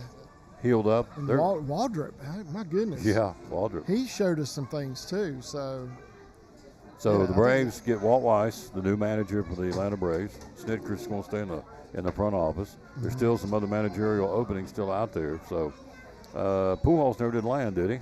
He has not as of yet. Interesting. Yeah. He said I still think San Diego possibility. That's what I'm thinking too. That's what I think. But I looked at they got to re-sign Michael King and Dylan Cease, and they got a bunch of guys that on the hook for some lot of money for the Padres. They do, and those 2 guys you mentioned, those are key. I mean, those are 2 of the best pitchers in baseball, and they got to keep at least one of those 2 guys. So are you Darvish is going to be on the shelf with this major surgery? He's out for a long time. Yeah, the whole season. Season. Should be out the whole season next year? Yeah. So he won't come back till 27. He will not. That's tough. Yeah. So I guess the two big guys, the free agent, we're talking to Mr. Baseball, Greg Sire. Jeff Birchfield joins us next on a NASCAR wrap-up. Denny Hamlin's still in shock of what happened, and we'll let Birchfield tell about that. Kyle Larson never led a lap and won the championship, which I find amazingly crazy. How on earth? How on earth? But it's the only sport where the guys are still racing are going to be out there racing against everybody else for the championship. The Final Four is out there with everybody else. And so that was kind of in large part what happened with the finale in Phoenix when Ryan Blaney won the race, but Larson won the championship. All right, so you look at Kyle Tucker, Kyle Schwarber. Are those the two biggies out there? Those are two of the biggies, yeah. I have a list of all of the free agents. Okay. Broken down by position. Now, Perez re-signed with the Royals, so he's staying. Okay, Salvador yes. Perez is staying. He signed a 2-year deal with the Royals through 2027. Yeah. All right, let's run down. Let's hit the highlights. Okay, so and they're listed in order by WAR. So this is last year's WAR number for them. So JT Realmuto, probably the top catcher that's out there. From the Phillies, so he's out there. Okay. Victor Caratini, Danny Jansen, Christian Vasquez. There's some good names on here. James McCann, Luis Diaz. You know, still see Gary Sanchez. He seems like he is older than 33 years old to me. Seems like Gary Sanchez has been around forever. Yeah. How old is he? 33. No, it seems like older than that. You're right. 33, yeah. You know, first baseman, Pete Alonso, Josh Naylor, Ryan O'Hearn, Carlos Santana, Luis Arias, Paul Goldschmidt. Reese Hoskins. Yeah, Reese Hoskins, Justin Turner. Yeah. Yeah, those are some of the names there. Second baseman, Gleyber Torres, Brandon Lau, Willie Castro, Jorge Polanco. That's a big name. Yep. Ozzie Albies. That's a big one with the Braves. That is a big one for the Braves. You think they'll let him get away? I think they'll try to sign him. I do really do. I think he's one of those guys you'd like to see play for the Braves his whole career, you know? Yep. I'd really like to see that with him. Shortstops, Miguel Rojas, Bo Bichette, Trevor Story, Hae-Sung Kim, Isaiah Connor Falafa, third baseman Alex Bregman, Eugenio Suarez. Yep, two biggies. Max Muncy. Dodgers. Yeah, that's one of those guys that said go out and sign him, you know. Paul DeYoung. Left fielders, Rob Refsnyder, Miguel Andujar, Austin Hayes, Jesse Winker. Center fielders, Cody Bellinger, we've already talked about him, Harrison Bader, Trent Grisham. Trent Grisham is an intriguing guy to me. 29 years old. I thought he was older than that too. He's seems like he's been around forever. Cedric Mullins, Luis Robert Jr., right fielders, Kyle Tucker, who you mentioned, Mike Yastrzemski, who I said last week I'd like to see him go to the Red Sox. Ramon Laureano, Max Kepler. Designated hitters, Schwarber's the top name there. Marcelo Zuna. So I think they'll unload Jock him. Peterson. I think the Braves will unload Ozuna. I think they'll shop him. I wouldn't be surprised. Yeah, I think he's been, from what I can read, what I can tell, sometimes it gets a little chippy and the dicey in the clubhouse. So yeah, Ozuna may be one of the guys the Braves will say, I wouldn't okay, be surprised. Yeah, we'll give him up. Andrew McCutchen, he's been around forever. Jock Peterson, wow. Then the starting pitchers, man, there's some good ones out there. Yeah, wow. Chris Sale, Dylan Cease, Framber Valdez, Ranger Suarez, Jack Flaherty. I saw where he's staying with Detroit. Yes, he is. Yep. Nick Martinez, Chris Bassett, Michael King, we talked about him. Shota Imanaga, which that was surprising to me that the club option and the player option, they both dropped them. They said, yeah, I'm not coming back. He said, I'm not coming back. The Cubs said, we don't want you back, basically. Wow. Yeah, they had a mutual option, and both of them said no. Really? Yeah. He didn't fit, did he? No, I guess not. Zach Gallen is on that list as well. So Justin Verlander is out there. He's 43 years old now. We'll skip over a couple pages to relief pitchers. Edwin Diaz, Robert Suarez, Raisel Iglesias, another Brave. They're going to let him go. You think they will? Yeah, they'll let him go. I have nothing to base it on, but I think they'll let Iglesias go. Yeah. Okay. Ryan Helsley's another pretty big name. Devin Williams. Kenley Jansen is on here as well. So, yeah, David Robertson. He's still on here, 41 years old. Wow, still playing. That's still playing. Yeah. huge names on here. You Yeah. know, so but it keeps going on and on and on. So Sale is staying with the Braves. That's good. Mhm. Flaherty is staying with Detroit. There was another one that you rattle off, and that they have decided. Yeah, I can't remember which one we were talking about. Yeah, Dylan Cease and Michael King are up for grabs with the Padres, and again, whoever gets that managerial job, you know, it can be void of some guys, or if they re-sign these guys, they're in pretty good shape because they pushed the Dodgers all year. Oh yeah, they did. Yeah, so They did. it's good So- stuff. So the Braves, I think you'll look. This is me talking. I have nothing to base it on, except that Ozuna, you know, I see them unloading him possibly, and Yeah. unloading who's the one I said? Iglesias. Iglesias, yeah. Yeah. So Iglesias has been good for him. I mean, he really has. You know, he was not good in Cincinnati. Well, he was at times, but he was so inconsistent, and he found that consistency with Atlanta. So, you know, he's done well there. But I wouldn't be surprised if you're right. And then I think they'll try and re-sign Ozzie. I think he's good for the clubhouse. I think they will try to re-sign Ozzie Albies. Yeah. I think he's a great fit in Atlanta. And I have nothing to. I don't know that anybody's in trouble in the clubhouse. I just know that Ozuna, when he the one that popped off because when Kelnick didn't run it out, he said, "Well, you know, I got in trouble a couple of years ago when I didn't run it out. Was that him?" Yeah, that's what I thought. He so. thought so. He thought they weren't hard enough on him. So yeah. So I'm 50 days out. You know what I want for Christmas? I want a Raphael Devers bobblehead doll. So, Do you? I'm sure there's some out there to be had. Oh, that'd be good with a black cat firecracker and blow that bad boy up. So, so Tony Vitello is now the Giants manager, and so he'll Yeah. have to deal with the ego of. Raphael And here's Devers, the thing: yeah. the guy produces. He's an incredible does. baseball player. He does. But in the clubhouse, apparently he's a horse's behind. Is what I've read and what I've heard. So, not only in San Francisco, but certainly in Boston. So, they just had. I don't even know why I brought him up. That's to ruin my. I don't know either. No, I You don't said ruin you my wanted day. a bobblehead. A bobblehead doll of Raphael Devers. Yeah. So if you get one, will you blow it up on the air? Oh, Can we do that? absolutely. Can we do that? Oh, absolutely. We can Oh do that. man, we meant to look into getting you one. No, absolutely blow it up on the air. Yeah. Okay. I got a bunch of dates. We got a bunch of dates coming up too. You might want to talk about some of those dates that are happening. Hit me real quick with some dates. All right. So tomorrow is contract option deadlines, and then deadline to make qualifying offers is tomorrow. Which qualifying offer this year? $22.025 million. That's Jeff Birchfield money right That's there. Jeff Birchfield money. Yeah, More than I make. 22.5. So Wow.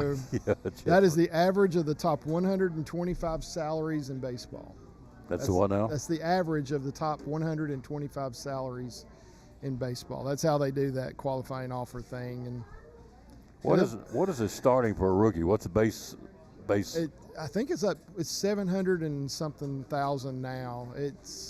It used to be 500 and something thousand for a long time, and now I think it's up to 700 and something thousand. So, yeah, that's the minimum. That's the league minimum. And you think that's a lot, and then look at Brian Kelly from LSU making $800,000 this month. This month. 800,000. Yeah, I can't even say it. It tears me up. $800,000 in the month of November. In October, he got canned in October. They wrote him a check for $800,000 for about 3 or 4 days of the month when they fired him. So every month, unless he takes another job. So. Mm-hmm. And Jimmy tomorrow, said Braves did exercise option on Ozzie for 2026. Oh, okay. I had not heard that. Jimmy Stout from Atlanta, you're on it, buddy. Thanks for being my stringer. Keeps me in the loop. It's good. Is that him? That was him saying it's going to be a few minutes. Okay. So we can talk. He's got to go. He's got an important phone call. He said it'd be a few minutes. So Yeah. that gives me a few more minutes to talk to you. All right. So, and tomorrow's when free agency truly begins. It's time that free agents can start negotiating and signing with teams other than their current team. Next week, we got the Rookie of the Year, Manager of the Year, Cy Young, MVP awards coming up. GM meetings in Las Vegas next week. That's usually not a big, huge thing that we really look at a whole lot. But qualifying offers are on the 18th. Owners meetings, 18th through the 20th. The non-tender deadline is the 21st, so you have to know that. December 7th is the Hall of Fame's Contemporary Baseball Committee voting results. Now, that should be interesting. Who might go in there, you think? Okay, so I don't know if I can name them all off the top of my head. I'll try it.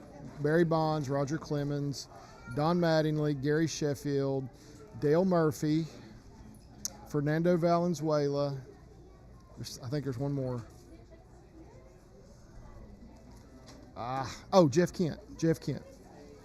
So they have to get 75%. So there's 16 voters. They have to get 12 of the 16. So I would love to see Dale Murphy go in. Really think he should. Really think he's and to be honest, I'd like to see Jeff Kent go in as well. If you look at his numbers, Jeff Kent deserves to be there. He was not a favorite of the Riders. He didn't take a lot of time with the Riders when he played. They didn't like him. They didn't vote for him. But if you look at his overall numbers, he should be there. So I'd like to see him go in as well. My heart says Fernando Valenzuela. I don't think it'll happen. I would love to see him go in just because, Fernando Mania from 1981. I still remember that. That was fantastic. And Carlos Delgado, he's on that ballot too. That's another interesting name. That's another one. There's some good names out there. He's got 475 home runs in his career. I mean, a lot of people don't realize that, but he had a solid career. You look at the numbers. Mattingly. You can't argue against Don Mattingly going in. I like Don Mattingly. Well, so the only ones I hope don't is Clemens and Bonds, to be honest. Me too. Yeah, but I like it. I know. Jeff just said the two best players, and he's right. But they didn't do right. All right. I think they disqualified themselves. That's me personally. I don't have a vote, so. But anyway, a lot of things happening. More next week. We'll be right back here next week as well. Sir. Get you some lunch. Okay. We'll go from baseball to NASCAR. He's here. Denny Hamlin still in shock. We'll tell you why after this on the Tom Bailey Sports Show. Insurance. How can you help us with auto insurance? Well, one of the things Horace Mann was started for, Tom, back in 1945 was to provide auto insurance for educators. They came up with the idea that if we could put a group of school teachers together in one company, their cars would sit in a parking lot for 10, 12 hours a day. Friday and Saturday nights, they're home grading papers. They're all college educated. They have a tendency to be better drivers because they set an example for their students. And knowing all those things, we'd probably have less claims. And so we're able to offer better insurance rates because of that. And so, if you're a teacher, an educator, you want to come here and get a quote because of that, your quotes and your rates are typically better than other folks, right?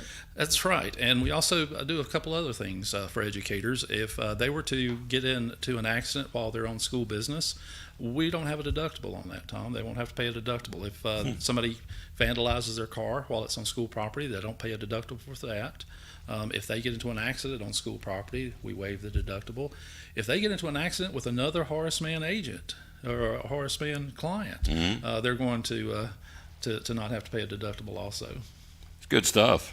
So if you need more information, go to social media or give him a call. How can we get a hold of you and find out more? Yeah, you can just call me here at the office at 543-0059 or go to horacemann.com on the internet, and you'll be able to find our office here. There you go. One of our great sponsors here on the Tom Bailey Sports Show and Cyclone Sports, the good folks right here at Rick Walters, Horace Mann Insurance.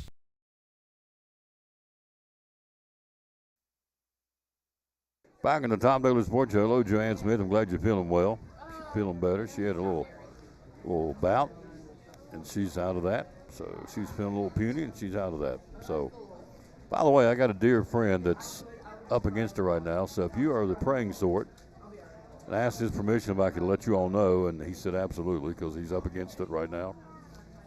Great guy. His name is Andy Wilhoit from Piney Flats. His wife is Angie. He coaches at Tennessee High basketball. Played basketball at Sullivan East, played basketball at ETSU. Mm-hmm. And so got a daughter, Addie, who just signed to play softball at Virginia Tech. She's still at Tennessee High. But anyway, Andy is up against it, and so we would ask for prayer for Andy Wilhoit. So if you're the praying sort, you can fire one up for him, and I know he'd appreciate that because he is seeking that out right now. He needs some help, and the Lord can do it as well as better than anybody else can do it, as you know. So anyway, if you are the praying sort, please say a prayer, or prayers, plural, more than one, please, for Andy Wilhoit from Piney Flats, and we'll thank you ahead of time for that. Do you know Carolyn Birchfield? I do, and I know the Wilhoit family, too. They are great people there, for sure. Oh, he's great. He's a great guy. So is she. Yeah, my mama, she's a good woman, for sure. Kissing up to Mama. There you go. So does she put out a big Thanksgiving spread? This year, the plan is for Penny to put out a big Thanksgiving spread and all of us. Miss Hurd, can she cook? Oh, she's a great cook. Oh, really? She's got probably the best biscuits and gravy you've ever eaten. Oh. Well. Now, my mama's a good cook, too. She makes the best Mexican cornbread you've ever eaten. So you got Penny doing biscuits, and you got your mama doing Mexican cornbread. It's a wonder you don't weigh 800 pounds. So, because them girls can cook, can't they? Put out the grub? That's right, and I'm good at the eating part.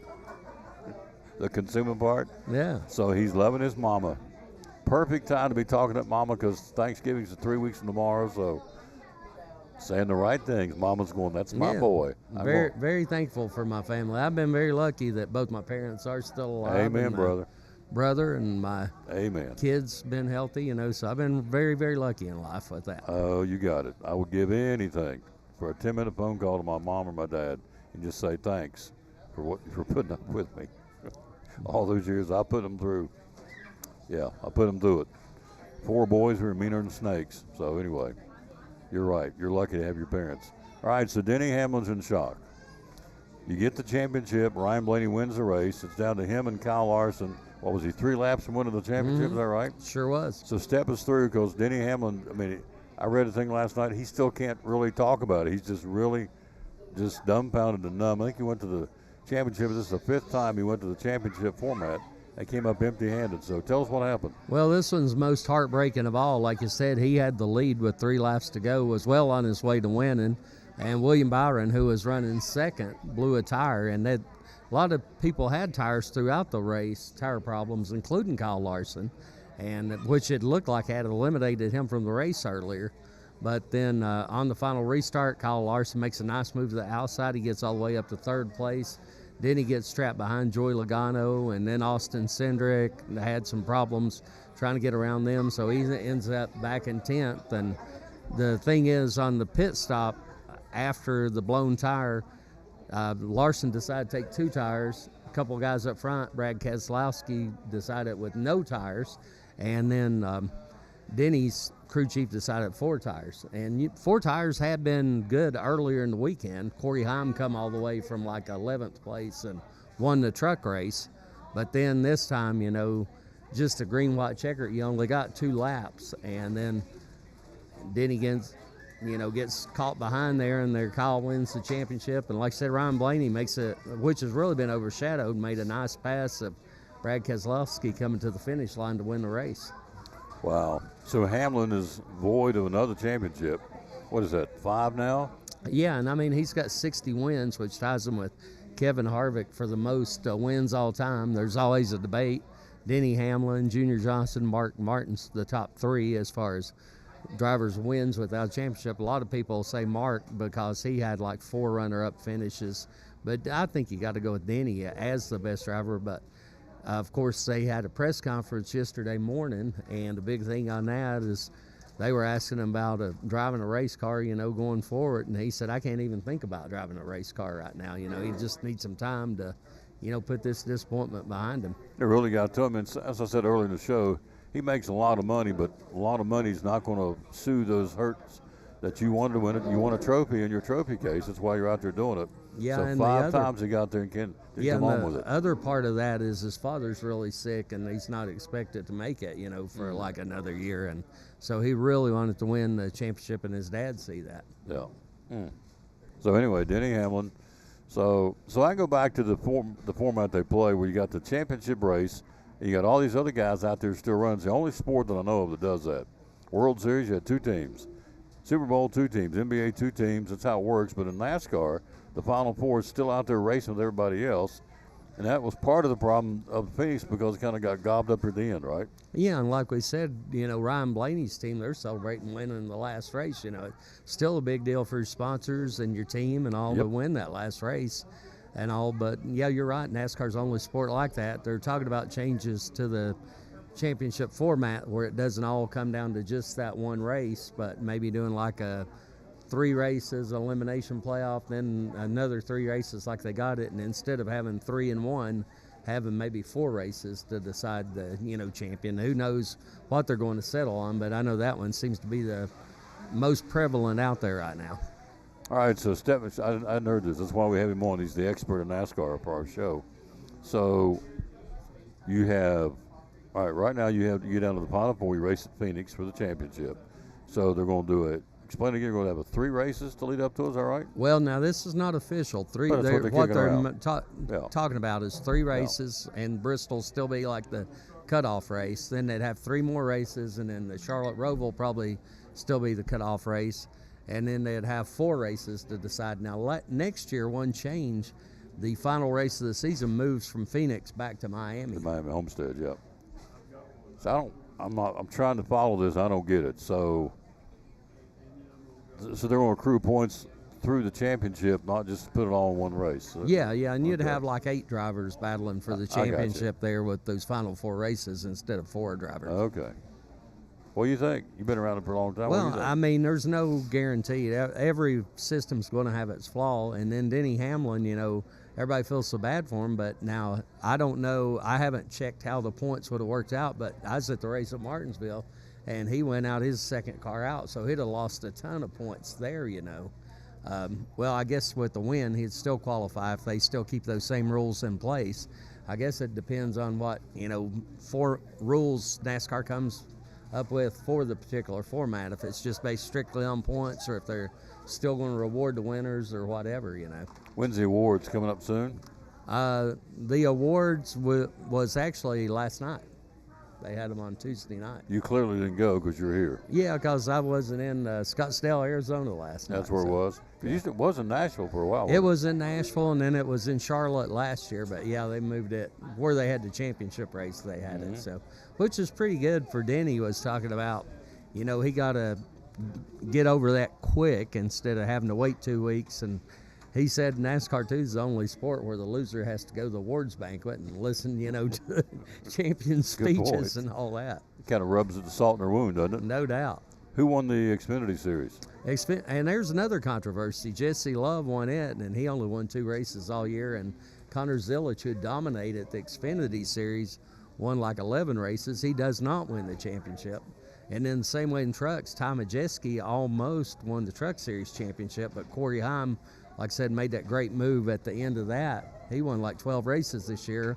Otherwise, he would have been knocked out of the championship. So the definite one race for a championship format has its flaws for sure. It's, it's not like you said, the Super Bowl where you got 2 teams playing each other or the NBA finals or whatever, Yeah, and I see, because here's what happens. You know this. You've been around this long enough. So you're racing the championship, and I'm out there on the track, and you dump me about 2 races back. I'm going to go, okay, all right, Birchfield, I'm going to rain on your parade. I'm going to dump you, or I'm going to get you caught up in traffic, or something. I'm going to fix it so you can't win the race or contribute to that.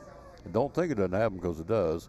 So that's not really fair to you because you're running for a championship, and I'm holding a grudge. I'm going to come up here and make life tough for you. You know what happens. So, see, from that standpoint, I think it's unfair to put you out there with everybody else. But, that's happened throughout the history of NASCAR. I can go back all the way to 1979 when you had the champions are racing all season and they counted however many races they had that year, whether it's 30 or whatever. The last race of the season, Ontario, California, Richard Petty and Darrell Waltrip's battling for the championship.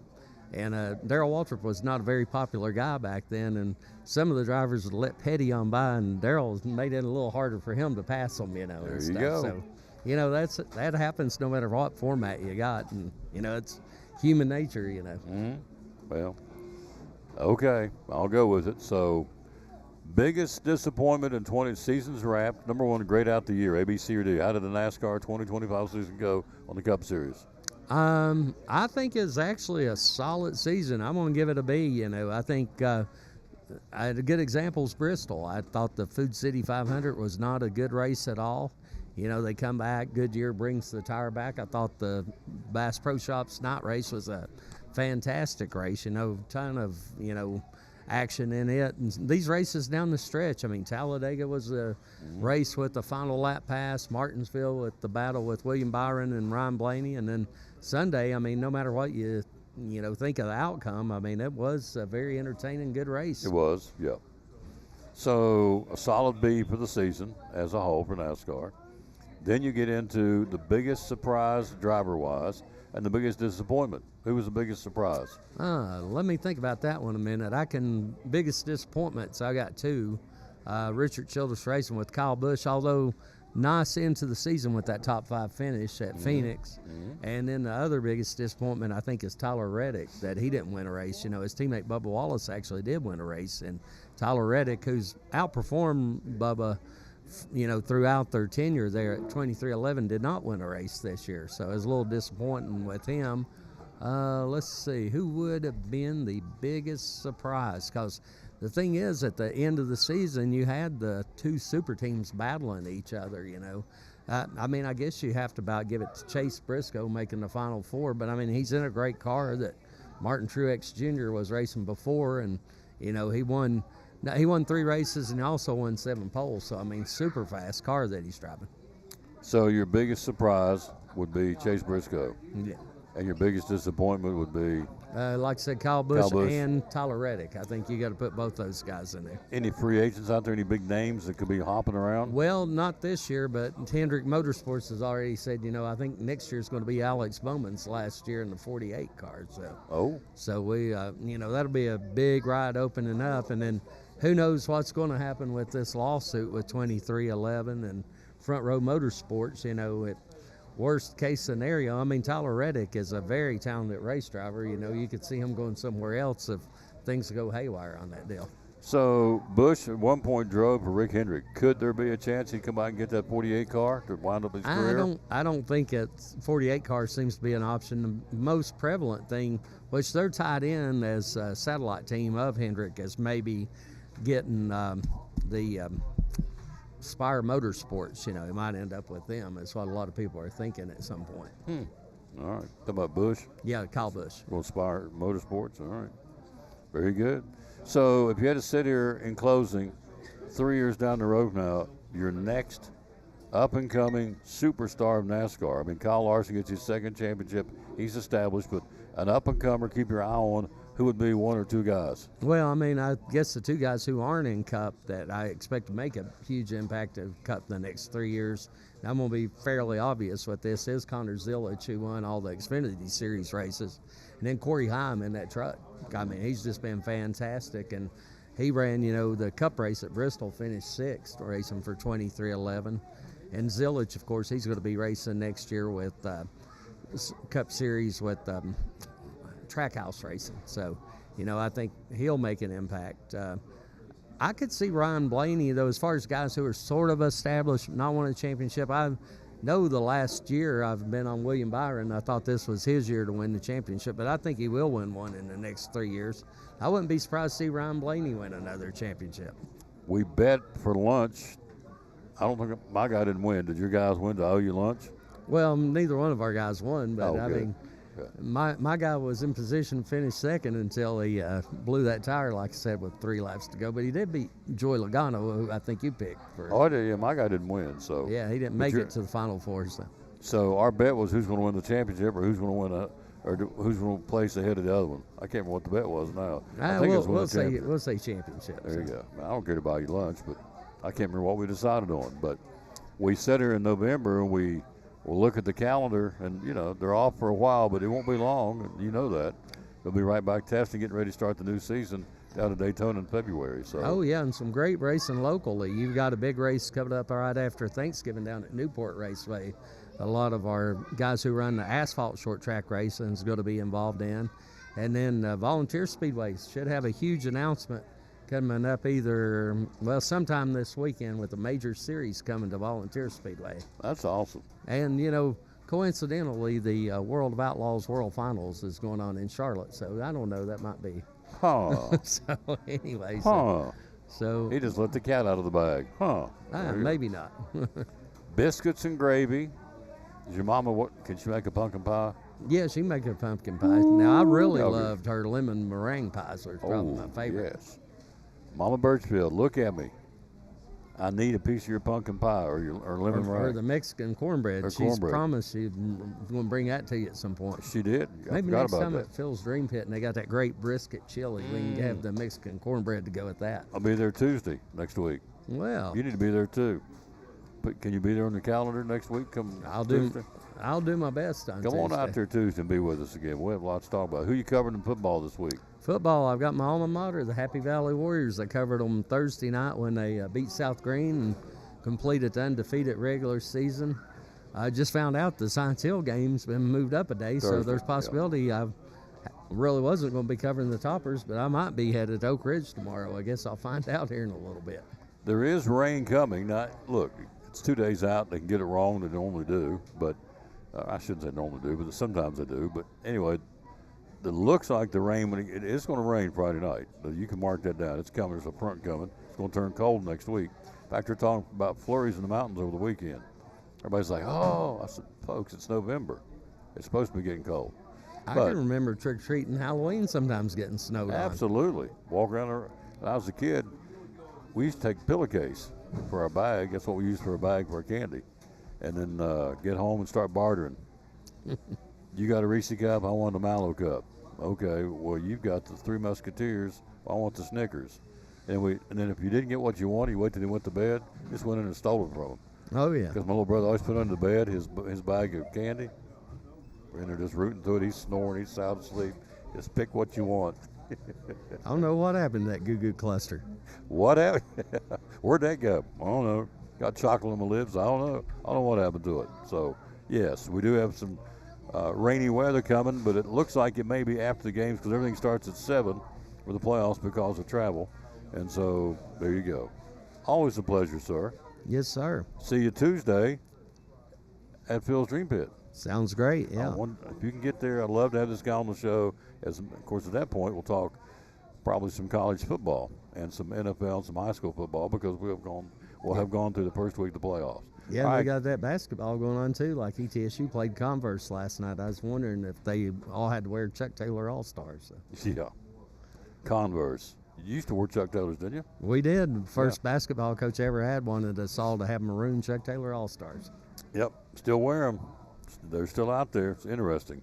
All right, quick break. We'll come right back and wrap this one up right after this from Double C Western Store, the Cowboy Store and more in Elizabeth. Double C Western Supply in Elizabethton, your Cowboy store, and so much more. We have shoes and boots for guys and gals. We have kids' boots and shoes for the little people, too. Ball caps, Marriott Wrangler, and a large selection of Huey. We have purses, billfolds, handbags. We carry a full line of Montana Silversmith jewelry. We have both Lane Frost and Huey cologne and perfumes. We even have several styles of rugs to choose from, and a large kids section full of boots and shoes and jeans and dresses and even stuffed animals. And jeans, and more jeans, both work and casual for guys and gals. Ariat and Wrangler in all sizes and styles. T-shirts for men, women, and kids. For cold weather, we have fleece tops and sweaters. And racks full of men's shirts, including the George Strait line from Wrangler. Short sleeve and long sleeve shirts for men and women. Vests and jackets for the cold days and nights for the guys and the ladies. We have a full line of tack and cowboy hats for cowboys and cowgirls, along with belts and a great selection of saddles. So you see, it is a Cowboy store and more. Double C Western Supply, Railroad Street, Elizabethton. Find us on Facebook and at doublecwesternsupply.com.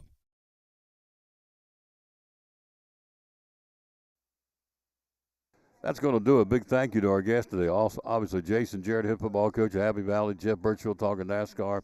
Mr. Baseball talking the obvious. Greg Sire talking baseball.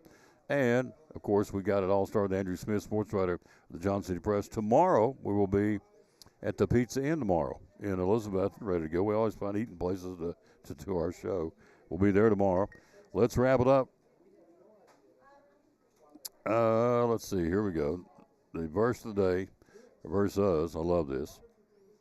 Psalm 61, 1 through 3 says, "Hear my cry, O God, listen to my prayers." And he does. Verse 2, "From the ends of the earth I call to you, cause my heart grows faint." We're all dealing with something we're needing prayer for. You know that, and I know that. "Lead me to the rock that is higher than I." Rock with a capital R would be the Lord Jesus. Verse 3, "For you have been my refuge, a strong tower from the enemy." Whew. "Hear my cry, O God, listen to my prayers. From the ends of the earth I call to you, cause my heart grows faint.